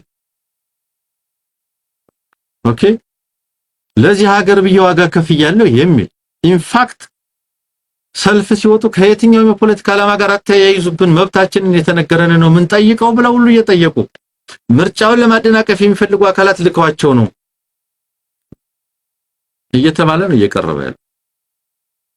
እኔ ደብረ ዘይት ሄዶ ናዝሬት ሄዶ የተለያዩ አካባቢዎች ላይ ሄዶ ካለው ማህበራዊ መደብ ውስጥ ወይ እነዚህ የቆሰሉ ወታደሮች አሉ እነሱን ላንቀሳቅስ ብሎ እየሰራ ያለና በዚህ ደረጃ ኤፊሺየንትሊ ኤክስኪዩት እያደረገ ያለ የፖለቲካ ኃይል ካለ በጣም ብዙ ለውጥ ላይ ያለ ነው ማለት ነው። አገዛዝ አብቅቷል ማለት ነው። አርሶ አደር ላሳምጽ ቢል ወይም ተማሪ ቢል ወይም መምህራን ቢል ወይም ሐኪም ቢል ሐኪሞች ሲነሱ ከጀርባቸው የፖለቲካ ኃይል አለ። የቆሰሉ ወታደሮች ሲነሱ ከጀርባቸው ፖለቲካዊ ኃይል አለ። የሆነ የከፋቸው ከተማ ነዋሪዎች ሲነሱ ከጀርባ ይላካቸው አካል አለ። የተለያየ ማህበራዊ ኃይል ብሶቱን ይዞ በወጣ ቁጥር የፖለቲካ ኃይል ከጀርባ ልኳቸው ነው ጫና ተደርጎባቸው ነው ግፊት ተደርጎባቸው ነው እየተባለ በዚች ሀገር ፖለቲካ ውስጥ በዛ ደረጃ ጥልቀት ያለው የፖለቲካ ስራ እየሰራ ያለ የተለያየ የፖለቲካ ኃይል እንዳለ አድርጎ ፖርትሬይ ማድረግ ያገዛዙን ፍርሃትና ስጋት በግልጽ የሚያሳይ ነው። ኢትዮጵያ ውስጥ የሚያንቀሳቀሰው የማህበራዊ ኃይል አጥቶ እስቲ ቆይ የቆሰሉ ወታደሮችን ላንቀሳቀስ ብሎ የሚሰራ የፖለቲካ ኃይል እንደዚህ ካለም አሰየው በጣም ኢትዮጵያ ውስጥ ያለ የተቃውሞ ፖለቲካ በጣም ብዙ ትርጉም አግኝቷል ማለት ነው። ብዙ አቅም ፈጥሯል ማለት ነው። ግን ሁሉ ጊዜ ባለቤት የሌላቸው ውንጀላዎች አሉ። ሐኪሞች ሰልፍ ሲወጡ ጥያቄያችሁ ፍትሃዊ ጥያቄያችሁ በፖለቲካ ኃይሎች ተነጥቋል ተቀምጧል ወይም ምናምን ተብሏል። ጥቅማቸውን ያጡ መብታቸው የተገፈፉ ወታደሮች ቁስለኛ ወታደሮች ያውም ሲወጡ መብታቸው ተገፏል እንትን ብሏል ፖለቲካ ኃይሎች መጠቀሚያ አድርገዋቸዋል ግፊት አድርገዋቸዋል ምርጫ ምናምን ነው። አይ ጦርነት ይቁም ብለው ሰልፍ ሊወጡ የሚፈልጉ የፖለቲካ ኃይሎች ጥያቄ ሲያቀርቡ ይሄ መፈንቅለ መንግስት ለማድረግ የሚደረግ ሴራ ነው። የዩኒቨርሲቲ መምህራን የሆነ ነገር ሲያደርጉ ይሄ ከጀርባቸው የፖለቲካ ኃይሎች መጠቀሚያ ልትሆኑ ነው። ስንት የፖለቲካ ኃይል የት ነው ያለው? በምን ደረጃ ነው ያለው? አባረውም አስረውም አሰድደውም ሊረኩ አልቻሉም። እነዚህ ሰዎች ስጋታቸው ፍርሃታቸው ሊቀረፍላቸው አልቻለም። ስለዚህ የትም ይሁን የትም ማንንም የሆነ ኃይል መብቱንና ጥቅሙን ሲጠይቅ የፖለቲካ ኃይል አለ ከጀርባ ግፊት አለበት ጥያቄው ተጠልፏል የሆነ አካል መሳሪያ ሆነዋል የመነቸከ ያደፈ የፖለቲካ ፕሮፓጋንዳ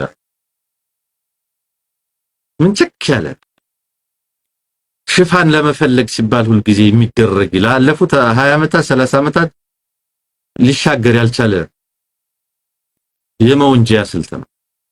ይህንን የኢትዮጵያን ሕዝብ እንዲህ በማለት አሃ ነው እንዴ ለካ እነዚህን ሰዎች ለካ ሰልፍ ያስወጣቸው ከጀርባ የሚንቀሳቀስ የፖለቲካ ኃይል ነው ብሎ ኢማጂን ዲ ፖለቲካል ፎርስ ኢማጂን ዲ ፖለቲካል ኤጀንሲ እንዲፈጠር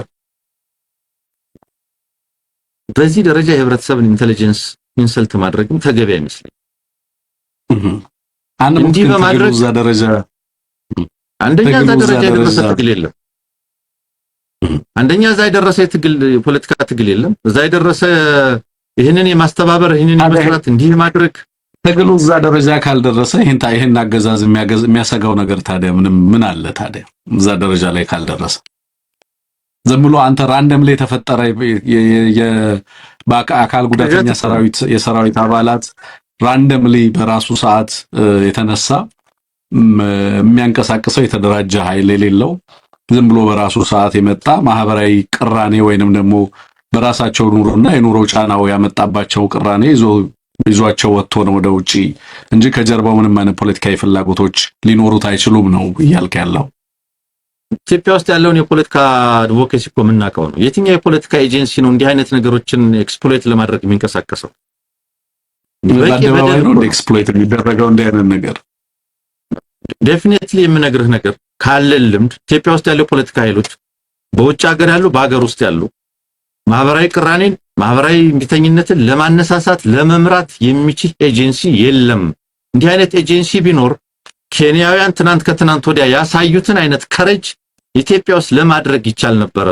ከቁስለኛ ወታደሮች የጥቅማ ጥቅም የመሬትና ሌላም ጥያቄ በላይ እያንዳንዱ ማህበረሰብ እያንዳንዱ የከተማ ነዋሪ እያንዳንዱ ህዝብ በቤቱ በጓዳው በጎጆ በማጀቱ የተፈጠረው ቅራኔና ብሶት ፖለቲካል ኤጀንት ቢኖር ኖሮ ከበቂ በላይ ነበር ህዝብን ለማንቀሳቀስ ለመምራት። ይህንን ለማድረግ የሚችል ፖለቲካል ኤጀንት አለ ብዬ እኔ በግሌ አላምንም።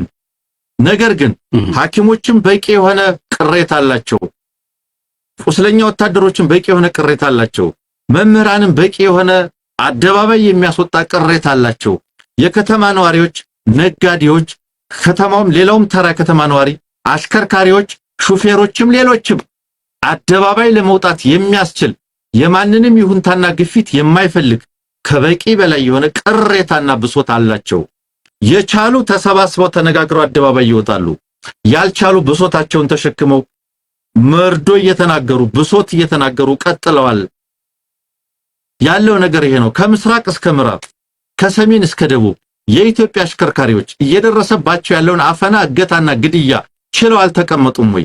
ኢትዮጵያ ውስጥ ይሄንን ለማስተባበር ቅሬታን ኤክስፕሎይት ለማድረግ የሚችል ፖለቲካል ኤጀንት ቢኖር ኑሮ ከኢትዮጵያ አሽከርካሪዎች ይሄ ነዳጁንም አቆየው ግድያና እገታ ቅድም ስላሊ ዶሮ እያወራን ነበር እኮ አሽከርካሪ እኮ ነው፣ ሹፌር እኮ ነው የቆሰለው፣ መኪና እኮ ነው አፋብን ለምሳሌ በቅርብ ጊዜ ማህበራዊ ቅራኔዎችን ተጠቅሞ ህዝብን ምርጫ አርሶ አደርን ወጣትን በርካታ የማህበረሰብ ናንሙት አደባባይ ላይ ኦፍ ኮርስ አፋብን አይደለም በቀጥታ ያወጣቸው፣ ግን ደግሞ በቀጥታ ማህበረሰቡ በተደራጀ መንገድ ግን እንደዚህ አይነት እንቅስቃሴዎችን ሲያደርግ ተመልክተን እናውቃለን አይደል? በቅርብ ጊዜ ቅራኔዎች ስላሉ ለምሳሌ ህዝቡ አርሶ አደሩ በበርካታ ምክንያት አንተ እንዳልከው ለምሳሌ ወታደሩ ሰልፍ መውጫ ምክንያት አለው፣ ተማሪው ሰልፍ መውጫ ምክንያት አለው፣ ነጋዴው ሰልፍ የሚወጣበት ምክንያት አለው፣ ተጓዡ፣ ትራንስፖርት፣ የነዳጅ እጥረቱ በአገሪቱ ውስጥ ሁሉም ሰልፍ ቢወጣ ቅራኔው ሰልፍ ለመውጣት ብቻ ሳይሆን በኢትዮጵያ ውስጥ በእርግጥም ስርዓታዊ ለውጥ እንዲመጣ አስገዳጅ የሆኑ ሁኔታዎች አሉ። ይሄንን በተመለከተ ግን በየአካባቢው ላይ በተለይ ደግሞ የታጠቁ ኃይሎች በሚቆጣጠሯቸው አካባቢዎችም ከዛም በሰፋ መንገድ አንሙት በበርካታ አካባቢዎች ላይ ህዝባዊ ንቅናቄዎችን እየተመለከትን ያለነው። አርሶ አደሮች ሲወጡ አይተናል። ተማሪዎች ሰልፍ ሲያደርጉ ተመልክተናል። አሁን ደግሞ ከጡረታ የወጡ ወይንም በቦርድ የተሰናበቱ የወታደር አባላት ጉዳት የደረሰባቸው በስፋት እየተንቀሳቀሱ ያሉበት ሁኔታ አለ። እነዚህ ፓተርኖች አንደኛው ከአንደኛው ጋር አይናበብም። ጀስት ራንደምሊ ማህበራዊና ኢኮኖሚያዊ ሁኔታዎች ናቸው ህዝቡን እዛ ጋር እያቆሙት ያሉት፣ ፖለቲካዊ ጉዳዮች አይደሉም የሚል ነው። እስኪ አንሙት እዛ ላይ ግልጽ እንድትሆን። ምክንያቶቹ የተለያዩ ናቸው። ምክንያቶቹ ብሶት ነው እያስተናገደው ያለው፣ እንደ መደብ እያስተናገደው ያለው የኢትዮጵያ ሐኪም እንደ መደብ እያስተናገደው ያለ ብሶት አለ። የተወሰነ ፊደል የሚቆጠረ በመሆኑ ያንን በተደራጀ መንገድ ሪአክት ለማድረግ ሞከረ። ያገዛዙ አፈና ተስተናገደ። ሌሎችም በጣም በርካታ ብሶት ውስጥ ያሉ ማህበራዊ መደቦች፣ ኢኮኖሚያዊ መደቦች አሉ። በነገር ላይ ኢትዮጵያ ውስጥ የማህበረሰብን ቅሬታ በአግባቡ ተንትኖ ህብረተሰብን ለመምራት ለማስተባበር የሚችል የፖለቲካ ኃይል ቢኖር ኖሮ ያገዛዝ እስከ ዛሬ 8 ዓመት ሙሉ እየቀለደ ሊኖር የሚችልበት ነባራዊ ሁኔታ አይኖርም ነበር። የጠቀስከው የአማራ አርሶ አደሮችና ሌሎችም በነፃ ቀጠና ላይ ስለሆኑ ሰላማዊ ሰልፍ ወጥቶ ምርጫን ለመቃወም ነው። አንተ ምርጫን ለመቃወም እኮ አይደለም ምበላው አጣው ብሎ መሰለፍ አይቻልም። አታውቅም እንዴ? ምበላው አጣው፣ ተቸገርኩኝ፣ አሽከርክሬ መኖር አልቻልኩም፣ ተፈናቀልኩኝ፣ ተገደልኩኝ፣ እንደ ባለሙያ እንደ አንድ መደብ መብቶች ያልተከበሩልኝም ጥቅሞች ያልተከበሩልኝም ብሎ መውጣት አይችልም። ኢትዮጵያ ውስጥ ይሄንን ሊያስተባብር የሚችል ፖለቲካል ኤጀንት የለም። ለምን? ይሄንን ሊያስተባብሩ ይችላሉ ብሎ ያሰባቸውን በሙሉ ወይ ከሀገር አሰድዷል ወይ እስር ቤት አስገብቷል፣ ዘግቶባቸዋል። ከማህበራዊ መደቦቹ በላይ ይሄንን ሊመሩ ሊያስተባብሩ ይችላሉ የተባሉ በሙሉ ታግተው ታፍነው ነው ያሉ። የፖለቲካ ኃይሎቹ ይሄን ሊመሩ አይችሉም። በውጭ ሀገር እንኳን ላይ እነ ልደቱ ቡድን የነ ጀዋር ቡድን ሊመሩት የሚችሉት ማህበራዊ ወይም የህዝብን ቅራኔ የለም። ተነሳ ሲባል እሱን በመግለጽ ረገድ እንደኛ እንደ ሚዲያዎቹ ይሰራሉ። ግራስሩት ላይ are you saying it's political impossibility ነው ይሄ ጉዳይ ማድረግ አይቻልም ነው ፈጽሞ እያልኩ I'm not saying that እንደሱ እያልኩ አይደለም አይቻልም እያልኩ ያለሁት ይሄንን እያደረገ ያለ የተደራጀ የፖለቲካ ኃይል የለም ነው እያልኩ ያለሁት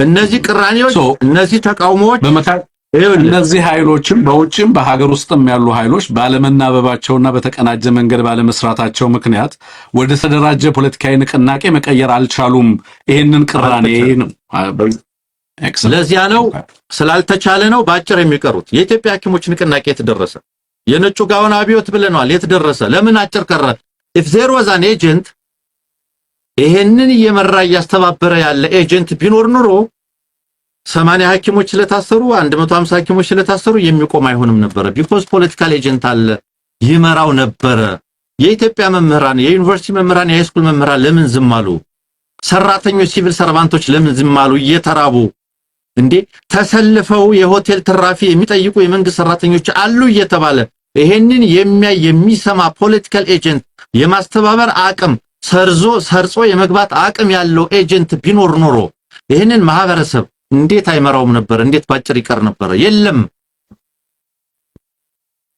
ቢኖር ተወው አሉ የተባሉ የፖለቲካ ኤጀንቶች እኮ አሉ የተባሉ የፖለቲካ ኃይሎች እኮ ከኢዜማ ከመናምን የወጡ አንድ ነገር ሞከሩ ጦርነት ይቁም የሚል ሰላማዊ ሰልፍ ለማድረግ ተነስተው ነበር መፈንቅለ መንግስትን ያሰባችሁት ብሎ ማስረውን አሰረም ይበተነውን በተነ አርፎ ተቀመጠ በትጥቅ ትግል ላይ ያሉት ከትጥቅ ትግል ውጪ እንደዚህ አይነት ማህበራዊ በትጥቅ ትግል ላይ ያሉ ኃይሎች ምሳሌ አሁን እንዳልከው እሺ ከፖለቲካል ቲያትሩ ይገኙ አሉ በርቀትና የስፔስ ኤንድ ፊዚካል ዲስታንስ አሁን ላይ በፖለቲካ እንቅስቃሴዎች ላይ ተጽዕኖ አለው ብዬ አላምንም እሱን ቴክኖሎጂ ኦፍሴት እንድናደርገው እንድንሻገር አድርጓል ብዬ ነው ማምነው necessarily በኢትዮጵያ ተጠበቀብህም ትግልን አስተባብሮ ለመምራት ማለት ነው ግን ለመሬት ላይ ኃይሎች የሚታገሉ ኃይሎች አሉ ላይ ሰፊ ለምሳሌ አፋብንን ፋኖን መውሰድ ይችላል ፋኖ ተደራጀ ህዝባዊ ንቅናቄዎችን ያደርጋል ከወታደራዊ እንቅስቃሴ ያሻገራል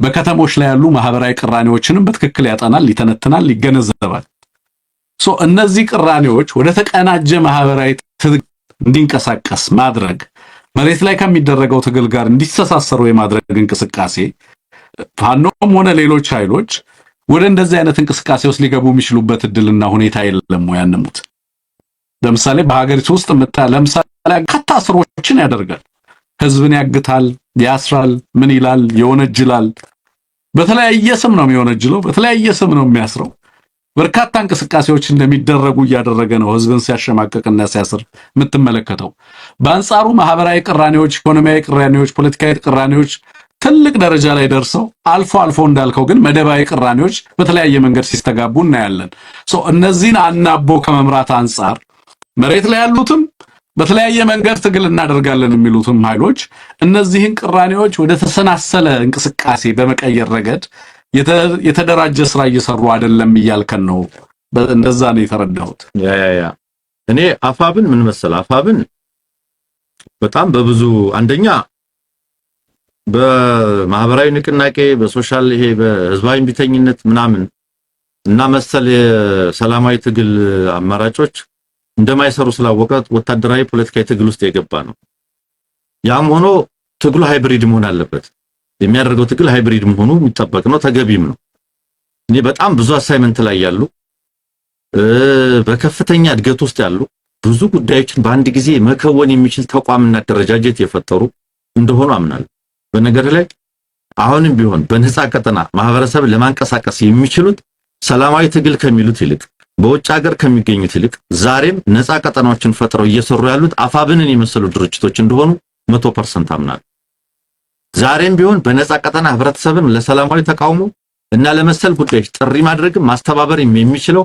አፋብንን የመሰሉ ድርጅቶች እንደሆኑ ነው የማምነው ሌሎቹ ግራቸው ተነቅሏል ሌሎቹ ለእንደዚህ አይነት ነገር ምቹ ሁኔታ አልፈጠሩም ማህበራዊ ተቀባይነት ምድር ላይ ያለ አደረጃጀት በየከተማ ያለ አደረጃጀት የሴል ምስረታ ኔትወርኮች ይሄን የመሰሉ ጉዳዮች ላይ ሩቅ ናቸው በያምናለሁ ቅሬታ ያለው ከነሱ ጋር ሊተባበር የሚችል እዚህም እዛም ጥቂት ኤሊት የለም ለማለት አይደለም ህብረተሰብን ቅሬታውን መሰረት አድርጎ ወደ ተቃውሞና ጸረ አገዛዝ ትግል ለመቀየር የሚያስችል አደረጃጀትና ስትራቴጂዎች፣ ስልቶች፣ ታክቲኮች ላይ ግን ዝቅተኛ ናቸው ነው።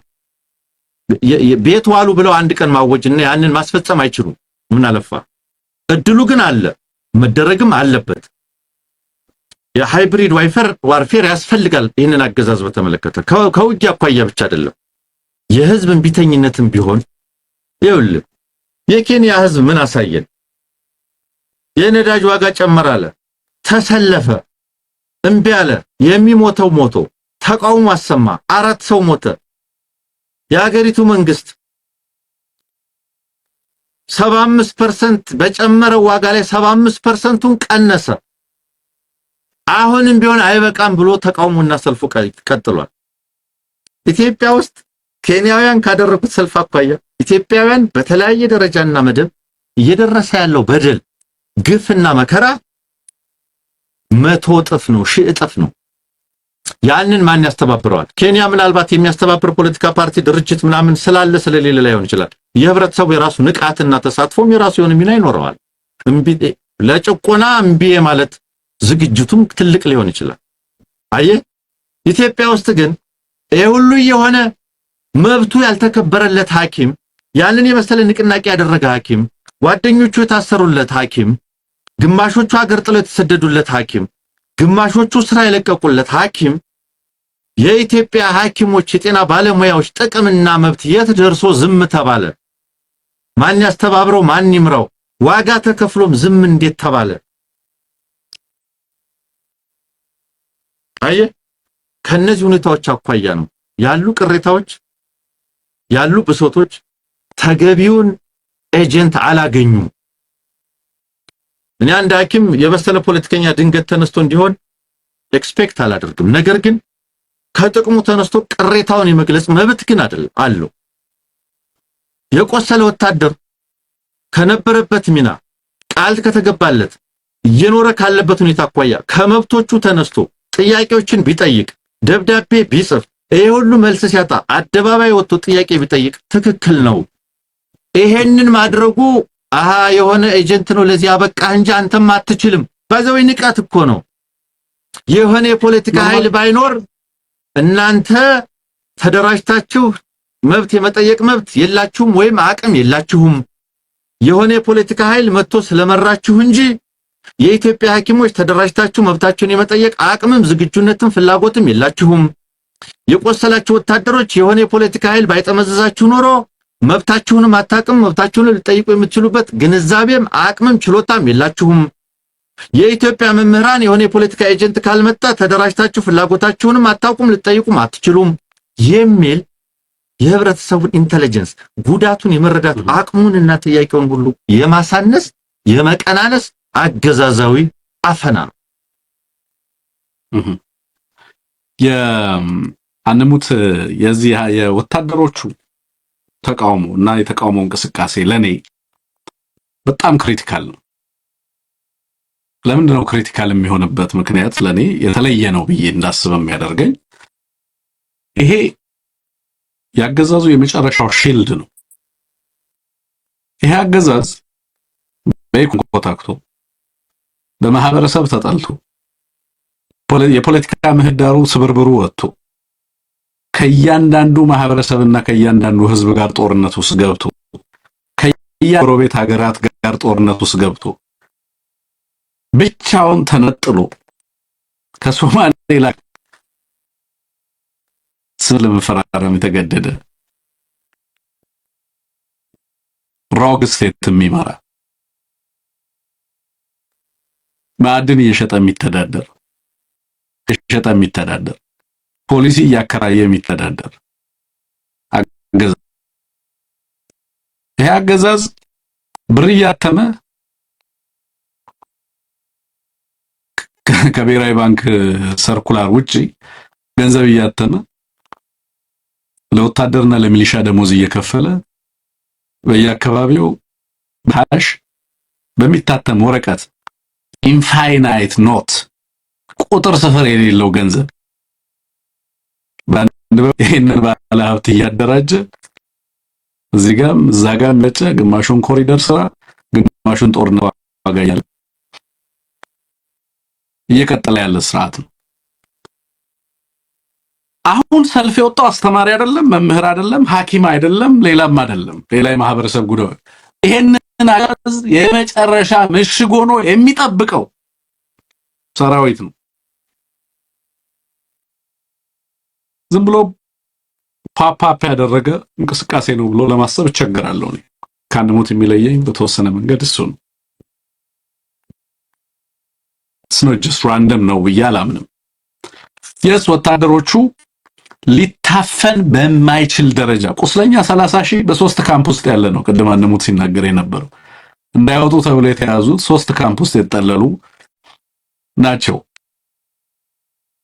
እንጂ የሀገሩ የዚህ ሰራዊት የዚህ አገዛዝ ቁስለኛ ቁጥር ስፍር የለውም። ሆስፒታሎች ሞልተው አማራ ክልል ያሉ ሆስፒታሎች የዞንና ምናምን ሆስፒታሎች ሞልተው ከክልሉ አልፎ በወረዳ ምናምንና ጤና ጣቢያዎች ውስጥ አስተኝተው ያም አልበቃም ብሎ ወደ አዲስ አበባ ሄደው አዲስ አበባ ያሉ ሆስፒታሎች በሙሉ ሞልተው ከዛ በኋላ ወደ እስከ አሰላ ድረስ ሄደ። ካሰላም ያሉ ሆስፒታሎች ሞሉ። ወደ ሻሸመኔ ሄደ። እሱም አልበቃም አለ ወደ ሐዋሳ ድረስ ድሬዳዋና እንትን ወስደው ቁስለኛ ማስተኛት ጀምሯል። ሊትራሊ አሁን ማፈን የማይችልበት ደረጃ ላይ ደርሷል። ራሱን የቻለ ማህበራዊ ቀውስ ሆኖ ወጥቷል። ማን የወታደር ቁስለኛ ወታደር ችግር መደበቅ የማይችልበት ደረጃ ላይ ደርሷል። በዛ ሂደት ውስጥ ጦርነት እና መልመላ ቀጥሏል። የማይበገረው በቴክኖሎጂ ምናምን የሰለጠነ ወታደራችን አየር ላይ የሚገለባበጠው ወታደራችን እያለ ፕሮፓጋንዳ ያሰራል። እግራቸውን አካላቸውን አጥተው የት ቁጭ ብለው ይመለከታሉ እነዚህ ልጆች። ሰውየው ሜጀር ጀነራል እንዳልካቸው እዚህ ጋር የሚያነሳው ነገር ላይ በዚህ ክሪቲካል ታይም ላይ ይላል፣ በዚህ ወሳኝ ሰዓት ላይ መጡ ይላል። ለምንድን ነው ይሄ ታይም ለሱ ወሳኝ ሆኖ ለዚህ አገዛዝ? it's not only about election by the way። አዲስ አበባ ላይ ትላንትና 14000 ምናምን የሰላም ሰራዊት እያለ እናቶችን፣ ህፃናትን፣ ወጣቶችን፣ አባቶችን ሲያስመርቅ ሲተራመስ ነበር። ስለተባለ ኢሌክሽኑ ብቻ አለ። ኦፍ ኮርስ ኢሌክሽኑ የሌጂቲሜሲ ጉዳይ ነው። እናንተ መረጣችሁም አልመረጣችሁም ምርጫው መካሄድ አለበት። ምርጫው የሚካሄደው 5 ሰዎችን ባሉበት ምርጫው ይካሄዳል። ስደትም ላይ ቢሆኑ እየተሰደዱ ይመርጧታል እንጂ ምርጫው መቅረት የለበትም የሚል እምነት አላቸው። ዛሬ ወጣውን ሰምታችኋል። ቅድም አሰምቻችኋለሁ የነጌትነት ወርቁን የትብብር ለኢትዮጵያ አንድነት ቅንጅት አጥያና አማራ ላይ የቀረበው የዳሰሳ ጥናት 93% አማራ ክልል ላይ ምርጫ ማካሄድ ይቻላል የሚል ግምገማ ነው። ሙሉ ለሙሉ አማራ ላይ ማካሄድ አይቻልም የሚል ግምገማ ሰርተናል። ስለዚህ ህዝብ ይወክልን አማራ ላይ የሚደረገውን ምርጫ አንቀበለውም ብለዋል በግልጽ። ምርጫው ይካሄዳል፣ ግን ምርጫው አይደለም ድርብርብ ቀውሶች አሉ። ቢዮንድ ሌጂቲሜሲ ክራይሲስ ነው የገጠመው ይሄ ስርዓት። ምርጫውን የመውደቅ አደጋው በማግስቱ ያለበት አገዛዝ ነው። ይኸውላችሁ ምርጫ ለአንድ አገዛዝ ህጋዊ ቅቡልነትንና ዋስትናን ይሰጣል። የተረጋጋ ዲሞክራሲና የፖለቲካ ምህዳር ባላቸው ሀገራቶች ውስጥ ከምርጫ በኋላ ሰራዊት አታሰማራም። ከምርጫ በኋላ ሴሌብራቶሪ ነው ጥሩ መንፈስና ሙድ። ህዝብ አብሮ ነው የሚያድሉን። ሌሎች አካባቢዎች ላይ የምርጫ ሂደቱ ክሬዲብል ቢሆን የምርቱን የሰረቀ አገዛዝ ግን አውትካሙ ላይ ወታደር ነው የሚያሰማራው።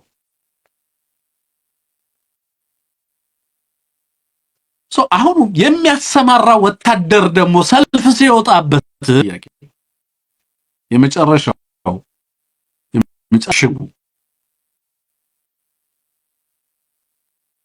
እሱ ከባድ ነው። ከሁለት ከውጭ የሚመጣ ከበርካታ ተቋማት ቅድም አንሙት ያልከው የመደብ ቅራኔዎች አሉ። ትግል ገና ያለው ጣይና ውጫዊ ጫናዎች በከፍተኛ ደረጃ አሉ። ከዛ ባሻገር ግን የመጨረሻ ከሚለው ተቋም ውስጥ ደግሞ እንቅስቃሴዎች ሲመጡ ከዛ ተቋም ውስጥ የመጣ ነው። አሁን አንሙት ይሄ ተቋም አገዛዝ ይጠብቃል ተብሎ ተስፋ የተጣለበት መሆኑን እንዳትረሳ። የመጨረሻ ሃርድ ፓወር ይሄ የቀጠለው በኢኮኖሚው አይደለም፣ በሀገሪቱ ውስጥ ማህበራዊና ኢኮኖሚያዊ ፖለቲካዊ ለውጦች አይደለም። የቀጠለው ጦርነት እያደረገ የማድረግ አቢሊቲውን የሚነሳው ነገር ነው ይሄ እንቅስቃሴ። በዚህ ደረጃ በዚህ በመሰሉ ወታደሮች ላይ እንዲነሳ ምክንያት ይሄ ይመስለኛል። ይሄ ምን ያህል ከጀርባ በተቀናጁ የፖለቲካ ኃይሎች ይደገፋል ላይደገፍም የሚለው ያው ያገዛዙ የክምጥና ካለበት ስጋት አንፃር በዛ መንገድ ቢተረጉመው የሚገርም ነገር ሆኖም ግን እንዳልከው ሙሉ ለሙሉ ነው ፔሲሚስት አይደለም። የመንገድ ሀገሪቱ ውስጥ እየተደረገ ያለው የብዙ ኃይሎችን የጠየቀ የመጣበት ምዕራፍ ብዬ ነው ማምነው። እነዚህ ትብብሮች ደግሞ በርካታ ማህበራዊ እንቅስቃሴዎች ሀገሪቱ ውስጥ ለማድረግ የሚያስችሉ ነገሮችን ይፈጥራሉ የሚል እምነት ነው ያለኝ። ስራዎች እየተሰሩ ከሆነ ትብብሮች እየተደረጉ ከሆነ ማህበራዊ የሚታዩ ለውጦች ባቸው በተግባር ህዝብ ወደ ፖለቲካዊ ንቅናቄ ወደ ማህበራዊ ንቅናቄ ገባት በሀገሪቱ ውስጥ ለውጥ የማዋልቃቸው ተጠናክሮ መቀጠል ይኖርበታል ከሚል አንፃር ይወታንሙት። ኤኒዌይ እነዚህን ካነሳን ለኢትዮጵያ አንድነት ቅንጅት አንሙት ያነሳቸው ነገሮች አሉ፣ ወሳኝ የሆኑ ነገሮች። በረከት ድምጹን አሰማንና ሐሳብ እንስጥበት።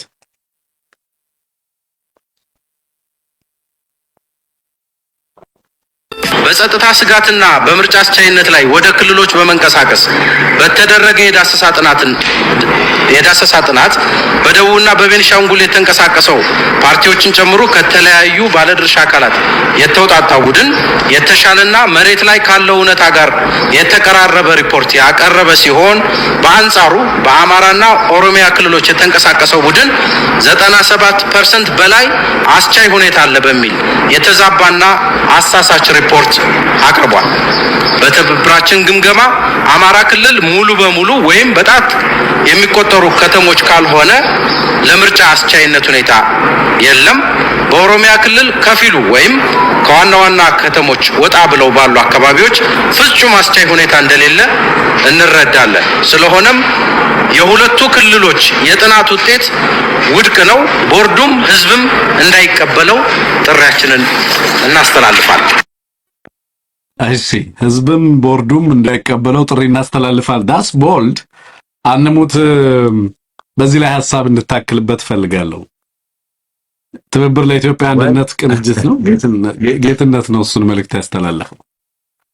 እንግዲህ ትንግርት እኔ እንጃ ይሄንን ድራማ በተመለከተ ብዙ ሐሳብ መስጠት ከሞላ ጎደል ለዩቲዩባችን ራሱ ጠቃሚ ያልሆን ብሎ ተቸግረናል። ነገር ግን ተፎካካሪ የሚባሉት ተባረው ቻሌንጅ ሊያደርጉ ይችላሉ የሚባሉት ታግተው በር ተዘግቶባቸው አገዛዙ ሞዴሬት የሚላቸው ለዘብተኛ የሚላቸውን ብቻ በሚያሳትፍበት በዚህ ድራማ ውስጥ እንኳን ሳይቀር በምን ያህል ደረጃ የተቀባይነት ከውስጥ በነገር ላይ ቅድም ሌላ አርቲክል የተመለከትኩ አንሙት 13 ቀን ነው የቀረው ባይዘው ይሄ መግለጫ ሲወጣ እንግዲህ ምን መሰለ እንዳይቀበለው ህዝብን ቦርድም እንዳይቀበለው ተቀባይነት የሌለው ምርጫ ነው። ይሄንን ማን ነው እያለ ያለው? ኤቭሪባዲ እያለ ነው ያለው። የአማራ ዲያስፖራ አንድ ወር ሆኖ ተሰልፎ ይሄንን እየተናገረ የአማራ አርሶ አደር ይሄንን ካለ ቆየ፣ በምርጫ የሚምሉ ፖለቲከኞች ይሄንን ካሉ ቆዩ፣ አፋብን ይሄንን ካለ ቆየ፣ ሂደቱ ላይ ያለን የሚሉ የህብረት ፓርቲዎች ምናምን ይሄው ዛሬ እየተናገሩ ነው ያሉት። ኢትዮጵያ በታሪኳ ዘወረስት ኤቨር እጅግ በጣም አስከፊው ድራማ ነው ልታስተናግድ የተዘጋጀችው። ዝርዝር ክሶቻቸው በዚህ ቦታ እንዲያርጋቸው እንደዚህ አድርጎ አገዛዙ ምናምን የሚለው ነገር ጠቃሚ አይደለም። የማይሰራ ድራማ ስለሌለ ማለት ነው። ቁም ነገሩ ኢትዮጵያ ውስጥ ሲግኒፊካንትሊ ምርጫ ለማድረግ የሚያስችል ሁኔታ የለም። አንድ ጽሑፍ እያነበብኩ ነበር። ኢትዮጵያ ወደ ሌላ አስከፊ ኢትዮጵያ is about to hold another sham election የሚል ሙክታር እስማኤል የሚባል የጻፈውን ጽሑፍ እየተመለከትኩኝ ነበር። ኢኮኖሚስትም የኢንተሌክቹዋል ሊትሬቸሮች ራሳቸው ምሁራን ራሳቸው የሚያቀርቧቸው እንዴት በየትኛውም የምርጫ መመዘኛ ውስጥ ውድቅ የሆነ እንግዲህ ከአርሶ አደር እስከ ዲያስፖራ የሚቃወሙ መሆኑ ብቻ አይደለም፣ በትጥቅ ትግል ውስጥም በምርጫ ፖለቲካ ውስጥም ያሉ የሚቃወሙት መሆኑ ብቻ አይደለም። ትጥቅ ትግል ላይ ያለውም ሰላማዊ ፖለቲካ ፓርቲ ላይ ያለውም የሚቃወመው፣ አርሶ አደርም የሚቃወመው፣ ዲያስፖራም የሚቃወመው፣ ምሁርም እንዴት ኢረሌቫንት እንደሆነ አላስፈላጊ እንደሆነ የሚገልጸው። ለዚህ አገዛዝ በዚህ ድራማ ውስጥ ሆኖ ካፈርኩ አይመልሰኝ አይናችሁን ጨፍኑ ላሞኛችሁ የሚል ሂደት ነው። እዚህ ላይ እኔ ምንም ማለት ተገቢ አይመስለኝም። የሆነ ያለውን ነገር የሚመለከት ህዝብ፣ የሆነ ያለውን ነገር የሚያውቅ ማህበረሰብ የዚህን አገዛዝ ድራማ በነገር ላይ ገና ወትሮ ገና የዛሬ 8 ዓመት አፍሪካ ውስጥ ያለነው አጭበርብረን ምርጫ እናልፋለን ብለው አቋም የያዙ ሰዎች ስለሆኑ ድራማቸውን ጀጅመንታቸውን ቀድሞ ያለቀን ጉዳይ እሱን ለፕሮፓጋንዳ በሚያመች መንገድ ለመግለጽ እየሰሩት ያለው ጉዳይ ነው። ስለዚህ እዚህ ላይ የምርጫ ሂደት ብለው ናሽናል ዲያሎግ ሂደት ብለው ሌላም ያገዛዝ የሚያከናውናቸው ሀገራዊ ምናምን ጉዳዮች የት ድረስ ተቀባይነት ያጡ እንደሆኑ በግልጽ ኢትዮጵያ ህዝብ የሚመለከተው። የኢትዮጵያ ህዝብ ጥያቄ አሁን ማንን እመርጣለሁ አይደለም። የኢትዮጵያ ህዝብ ጥያቄ አሁን ወደ መኖር አለመኖር ሆነ። የኢትዮጵያ ህዝብ ጥያቄ አሁን በልቶ ወደ ማደር ወደ አለማደር ሆነ። ስለመምረጥ አይደለም። የኢትዮጵያ ህዝብ ማንን እመርጣለሁ አይደለም። ገሌን በመርጥ ያሳልፍልኛል አይደለም። የሚመረጥ እንዳይኖር እንዴት እንዳደረገው ያገዛዝ ያውቃል። የተለጠፉትና ከዚህ አገዛዝ ጋር አሁን ረንሜትስ አሯሯጮች ፔስ ሜከሮች እኮ በሙሉ ህልውናቸው ከዚህ አገዛዝ ጋር እንደሆነ አውቀው ህልውናቸው ከዚህ አገዛዝ ጋር መሆኑን አውቀው ይሄ አገዛዝ ቻሌንጅ እንዳይደረግ 24 ሰዓት የሚሰሩ ይህንን አገዛዝ ጠንክረው የሚቃወሙ አካላትን በፖለቲካ ይሁን በወታደራዊ ትግል አበክረው እየታገሉ ያሉት እኮ ከአገዛዙ በላይ ያገዛዙ ተለጣፊ ፓርቲዎች ናቸው።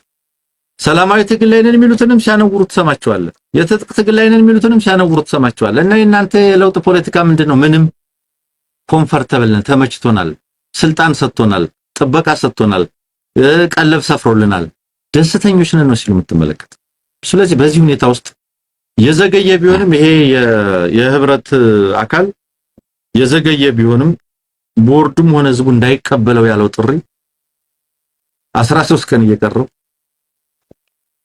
መጀመሪያ ራሱ አለመቀበሉ ዲክሌር ያደርግ ወጥቼበታለሁ ማለት ነው ያለበት። ቦርዱም እንዳይቀበለው ህዝቡም እንዳይቀበለው ማለት አንድ ጥሩ ነገር ነው።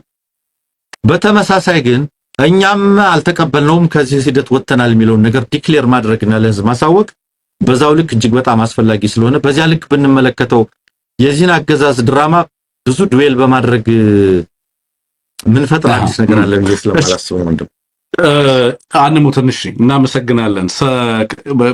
እንግዲህ ቢያንስ አንድ የሚነግረን ነገር ምንድነው ተቋሚ ኃይሎች ነን የሚሉትም በዚህ ሂደት ላይ የሚሳተፉ አካላትም በአማራ ክልል ውስጥ ሁኔታ በትክክል ገምግመውታል የሚል ነው።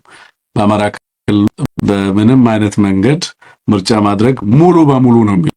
በሙሉ አማራ ክልል ላይ ምርጫ ማድረግ የማይቻል ነው ያለው የሚል የራሳቸው ግምገማ አስቀምጠዋል። ይሄ ምን ማለት እንደሆነ በደንብ ፖለቲካዊ ወታደራዊ ትርጉም ስላለው ብዙ ትርጉሙን በዛ በኩል እንትን ማለት ተከበናል ነው የሚለው ኦህዴድ መርፈምኔራ ነው የሚለው አንሙት የላኩል ጽሁፍ ላይ ኤሪትሪያን በተመለከተ ኤሪትሪያና ሱዳን ሃይፐር ሚሊታራይዝ ተደርገዋል ነው የሚለው እና ፐርማነንት ስቴት ኦፍ ቀነውብኛል ነው የሚለው ቋሚ የሆነ አደጋ ደቅነውብኛል ይላል። ምክንያት ኤርትራ ችግር ሆናብኛለች ነው የሚለው። በአንድ በኩል በሀገር ውስጥ ያለውን ሁኔታ ሙሉ ለሙሉ ህብረተሰቡን አውቶሪቴሪያን ግሪፑን በማሳደግ ይላል አፈናውንና ያፈና አቅሙን በማሳደግ የኤርትራ መንግስት ህዝቡን ሙሉ ለሙሉ ወታደር አድርጎ ከፍተኛ የሆነ ወታደራዊ ዝግጅት አድርጎብናል ነው የሚለው። በሌላ በኩል ደግሞ የሀገር ውስጥን ፖለቲካል ግሪቨንስ በውስጥ ያለውን የፖለቲካ ልዩነትም የኤርትራ መንግስት ፕሮክሲዎችን አደራጅቶ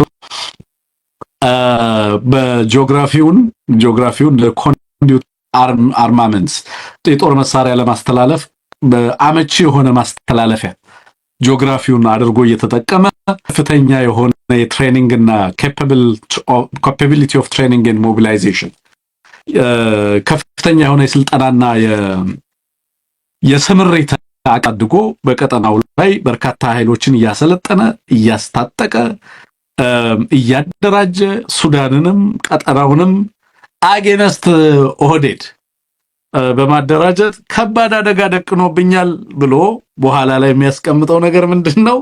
ግምገማ ይሄ አደጋ ይላል። በኦህዴድ ግምገማ ይሄ አደጋ ከኔ አልፎ በኔ በኤርትራ በኢትዮጵያና በሱዳን ከሚኖረው አልፎ በመላ ዓለም ላይ ባድ መከራና መዘዝን ይዞብን እየመጣ ነውና የዓለም አቀፉ ማህበረሰብ ይሄን ጉዳይ ዝም ብሎ እንዳይመለከት እያለ ጫና ለማድረግ እየተረባረበ ነው ያለው።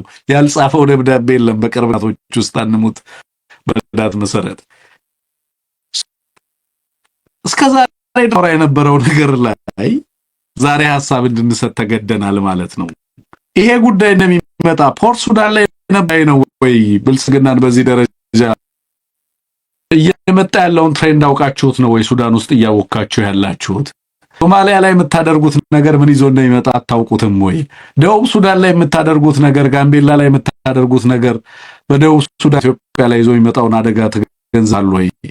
በየሀገሩ በየቀጠናው ኤርትራ ላይ ዛቻ ይዞት የሚመጣውን ውጤት በአማራ ህዝብ ላይ አማራን ሰብረናል የምትሉት የትግራይን ህዝብ ሄደልን ተገንጠል ምን ለዚህ የምታደርጉት ዘመቻ እነዚህ ሁሉ ውጤቶቻቸው ዜሮ ሰም ጌም ሆኖ በኋላ ላይ ምን አይነት ዋጋ ላይ ያስከሚችል ተገንዝባችሁታል ወይ የሚለውን ነገር ስናነሳ ከርምን አሁን ምንድነው የሚለው በጣም በሚያስደንቅ ሁኔታ መንግስት የኢትዮጵያን የፖለቲካ ግሪቨንስስ የሀገር ውስጥ የፖለቲካ ቅርችን በመጠቀም በርካታ ኃይሎችን አደራጅ ሱዳንንም አዙሮብን ሌላውንም ኃይል ቀጠናው ላይ ያለውን ከዛም አልፎ ይላል የመካከል ያላቸው የመካከለኛ ኃያላን የሚባሉት ወይንም ሚድል ፓወርንም ጭምር አሰማርቶ የማንወጣው ከቶናል ነው የሚለው።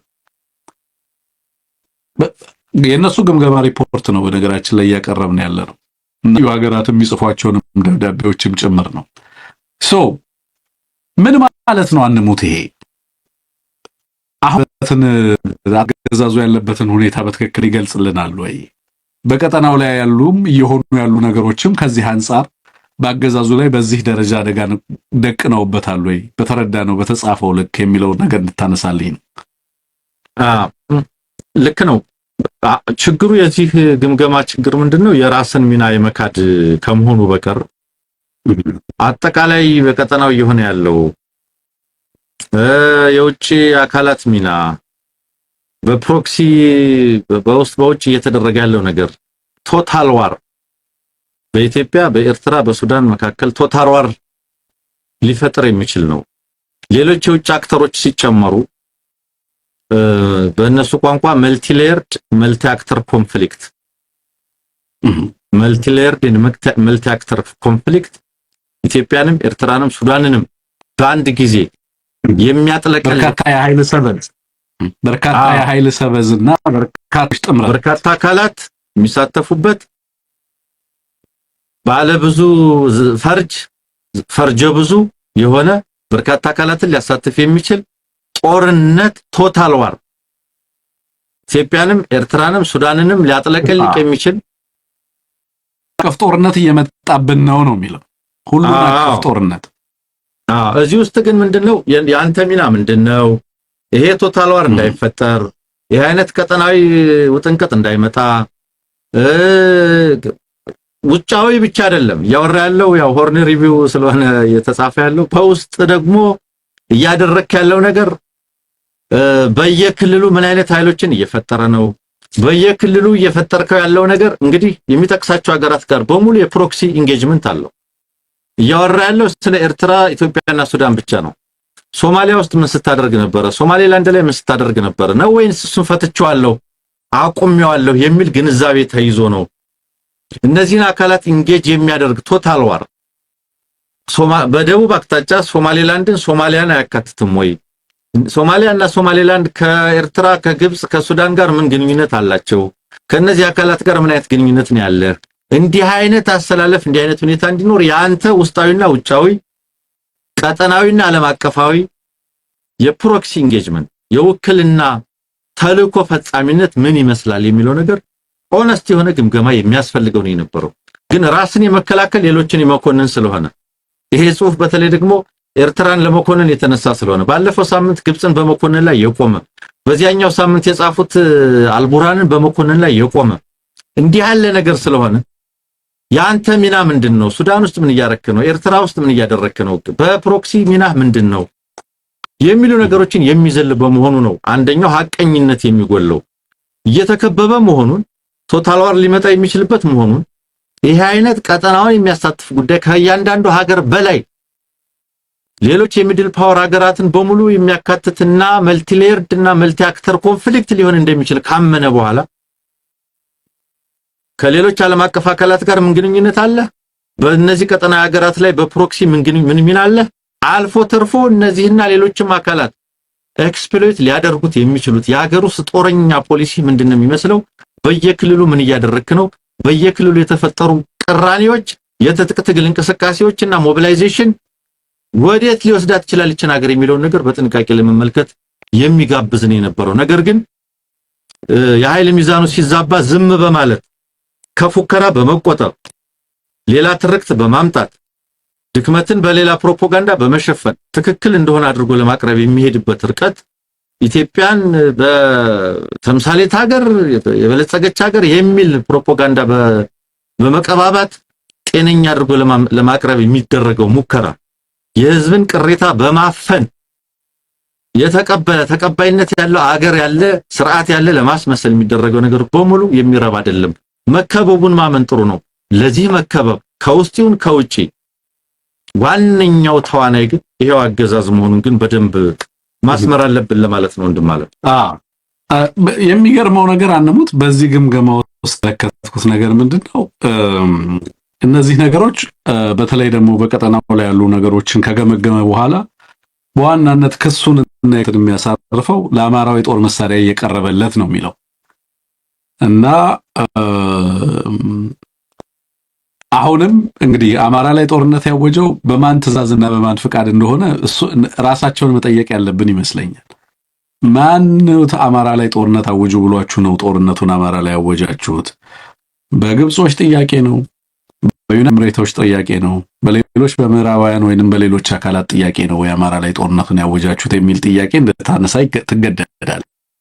ጦርነት ካወጀ ከኢትዮጵያ ሕዝብ ጋር እየተዋጋ ያለ አገዛዝ ቀጠናው ላይ ተከበብኩኝ እና በሀገር ውስጥም ጦርነት ተጠምጄ የቀጠናው ሀገራትም ጠመዱኝ ማለት ይችላል ወይ?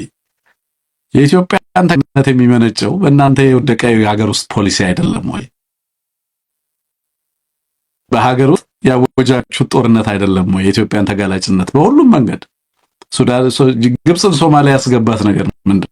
የክፍለ ዘመኑ ውድቀት የእናንተ የፖለቲካ ዲፕሎማሲ ውድቀት ነው። በነገራችን ላይ የግብጽ ሶማሊያ መግባት በነገራችን ላይ ስርዓት በኋላ ግብጾች ሶማሊያ ላይ የሚቀጥሉበት ሁኔታ ይኖራል ብዬ ማሰብ አልችልም። በዚህ ስርዓት ውድቀት ምክንያት ግን ግብጾች ሶማሊያ ላይ ናቸው። በዚህ ስርዓት ውድቀት ምክንያት ግብጾች በጎረቤት ሀገሮች በተለያየ አካባቢ ሳውት ሱዳን ላይ ነበሩ እኮ ሲለቁ ነው የሰማነው አይደለም እንዴ? ፔጋ ከተባለ ያንሙት ከዛ አካባቢ ላይ ሳውት ሱዳኖች አይ እኛ በቀጠናዎች ጦርነት ውስጥ አንገባም ብለው ግብጾችን ከዚህ ሄዱልን በቀጠናው ጦርነቱ ተፋንፈልግም እኛ የራሳችን ጦርነት አለብን በራሳችን በርካታ ቀውሶች እየታመስን ነው ብለው አካባቢያቸውን ከፕሮክሲ ነፃ ሊያደርጉ ሞከሩ። ደቡብ ሱዳን የራሱ በርካታ ችግር ቢኖርበትም የአብይ አህመድ ጎረቤት ሀገራትንና የቅርብና የሩቅ ሀገራትን ለመክሰስ የሚያስችል የሞራል ድፍረቱን ከየት አመጣው? የኢትዮጵያ ሕዝብ ላይ ጦርነት ያወጅኩት ተገድጄ ነው በሌሎች ሀገራት ምንቸም ልትለን አትችልም አይደለም። ለምንድነው ከአማራው ጋር አማራውን ሰበር ነው እያለ የሚያወራ አገዛዝ ጠላት ነው አማራው እናጠፋዋለን የሚል የትግራይን ሕዝብ አጠፋለሁ የሚል አገዛዝ የሀገር ውስጥ ፖለቲካል ግሪቨንስን አፍነህ ይዘህ የፖለቲካ ልሂቃንን አስረህ ይዘህ መላ ሕዝብ ጋር በሁሉም አቅጣጫ ጦርነት ውስጥ ገብተህ በአንድ በኩል የምርጫ ያደርጋለሁ እያልክ ራስ እየተወዳደር ራስ ምርጫ ታዛቢ ራስ ምርጫ አስፈጻሚ ሆነ ልሂቃኖቹን ሁሉ ሰብስበ አስረ አርሶ አደርና ነጋዴውን ጭምር ከስራና ከመንቀሳቀስ እንዳይችል አድርገህ በዚህ ሁሉ ፖለቲካዊ ቀውስ ውስጥና ኪሳራ ውስጥ ስለ ሉዓላዊነት ልትነግረን ትመጣለህ ወይ? ኃይሎች ተባበሩብኝ በሀገር ውስጥም በቀጠናው ላይ ያሉም ኃይሎች ማለት ትችላለህ ወይ? ያነሙት በድሮን ትምህርት ቤቶችን እያወደምክ ሚሊዮኖችን ከትምህርት ቤት ውጪ እያደረግ ይቻላል ወይ? ባንኮችን እየዘጋህ ምግብና እንትን ብሎኬድ እያደረግ ለዓለም አቀፍ ማህበረሰብ የኢትዮጵያ የሃንገር ሪፖርት ጥረት እንደተመለከተ መረጃ እንኳን ዳታ እንዳይኖር ለሁማኒቴሪያን ኢንተርቬንሽን እየከለከለ ሚሊዮኖች በረሃብ እንዲያልቁ ዳታ እንዳይደርስ እያደረገ ለረጂ አካላት እንግዲህ አስበው ዳታ እንዳይደርስ እያደረገ ህዝብ በረሃብ እንዲያልቅ በአንድ በኩል ጦርነት አውጆ አርቲፊሻል ፋሚን በህዝባችን ላይ ፈጥሮ የሰብአዊ አቅርቦት ድጋፍ እንኳን እንዳይመጣላቸው መድኃኒትና አልሚ ምግብ እንዳይው እያደረገ በረሃብ ህዝብን እየፈጀ ተመለከተዋል። ይሄ ኃይል ከእንትን ጋር ተባበራችሁ ከእንትን እንዴት ልትሰማ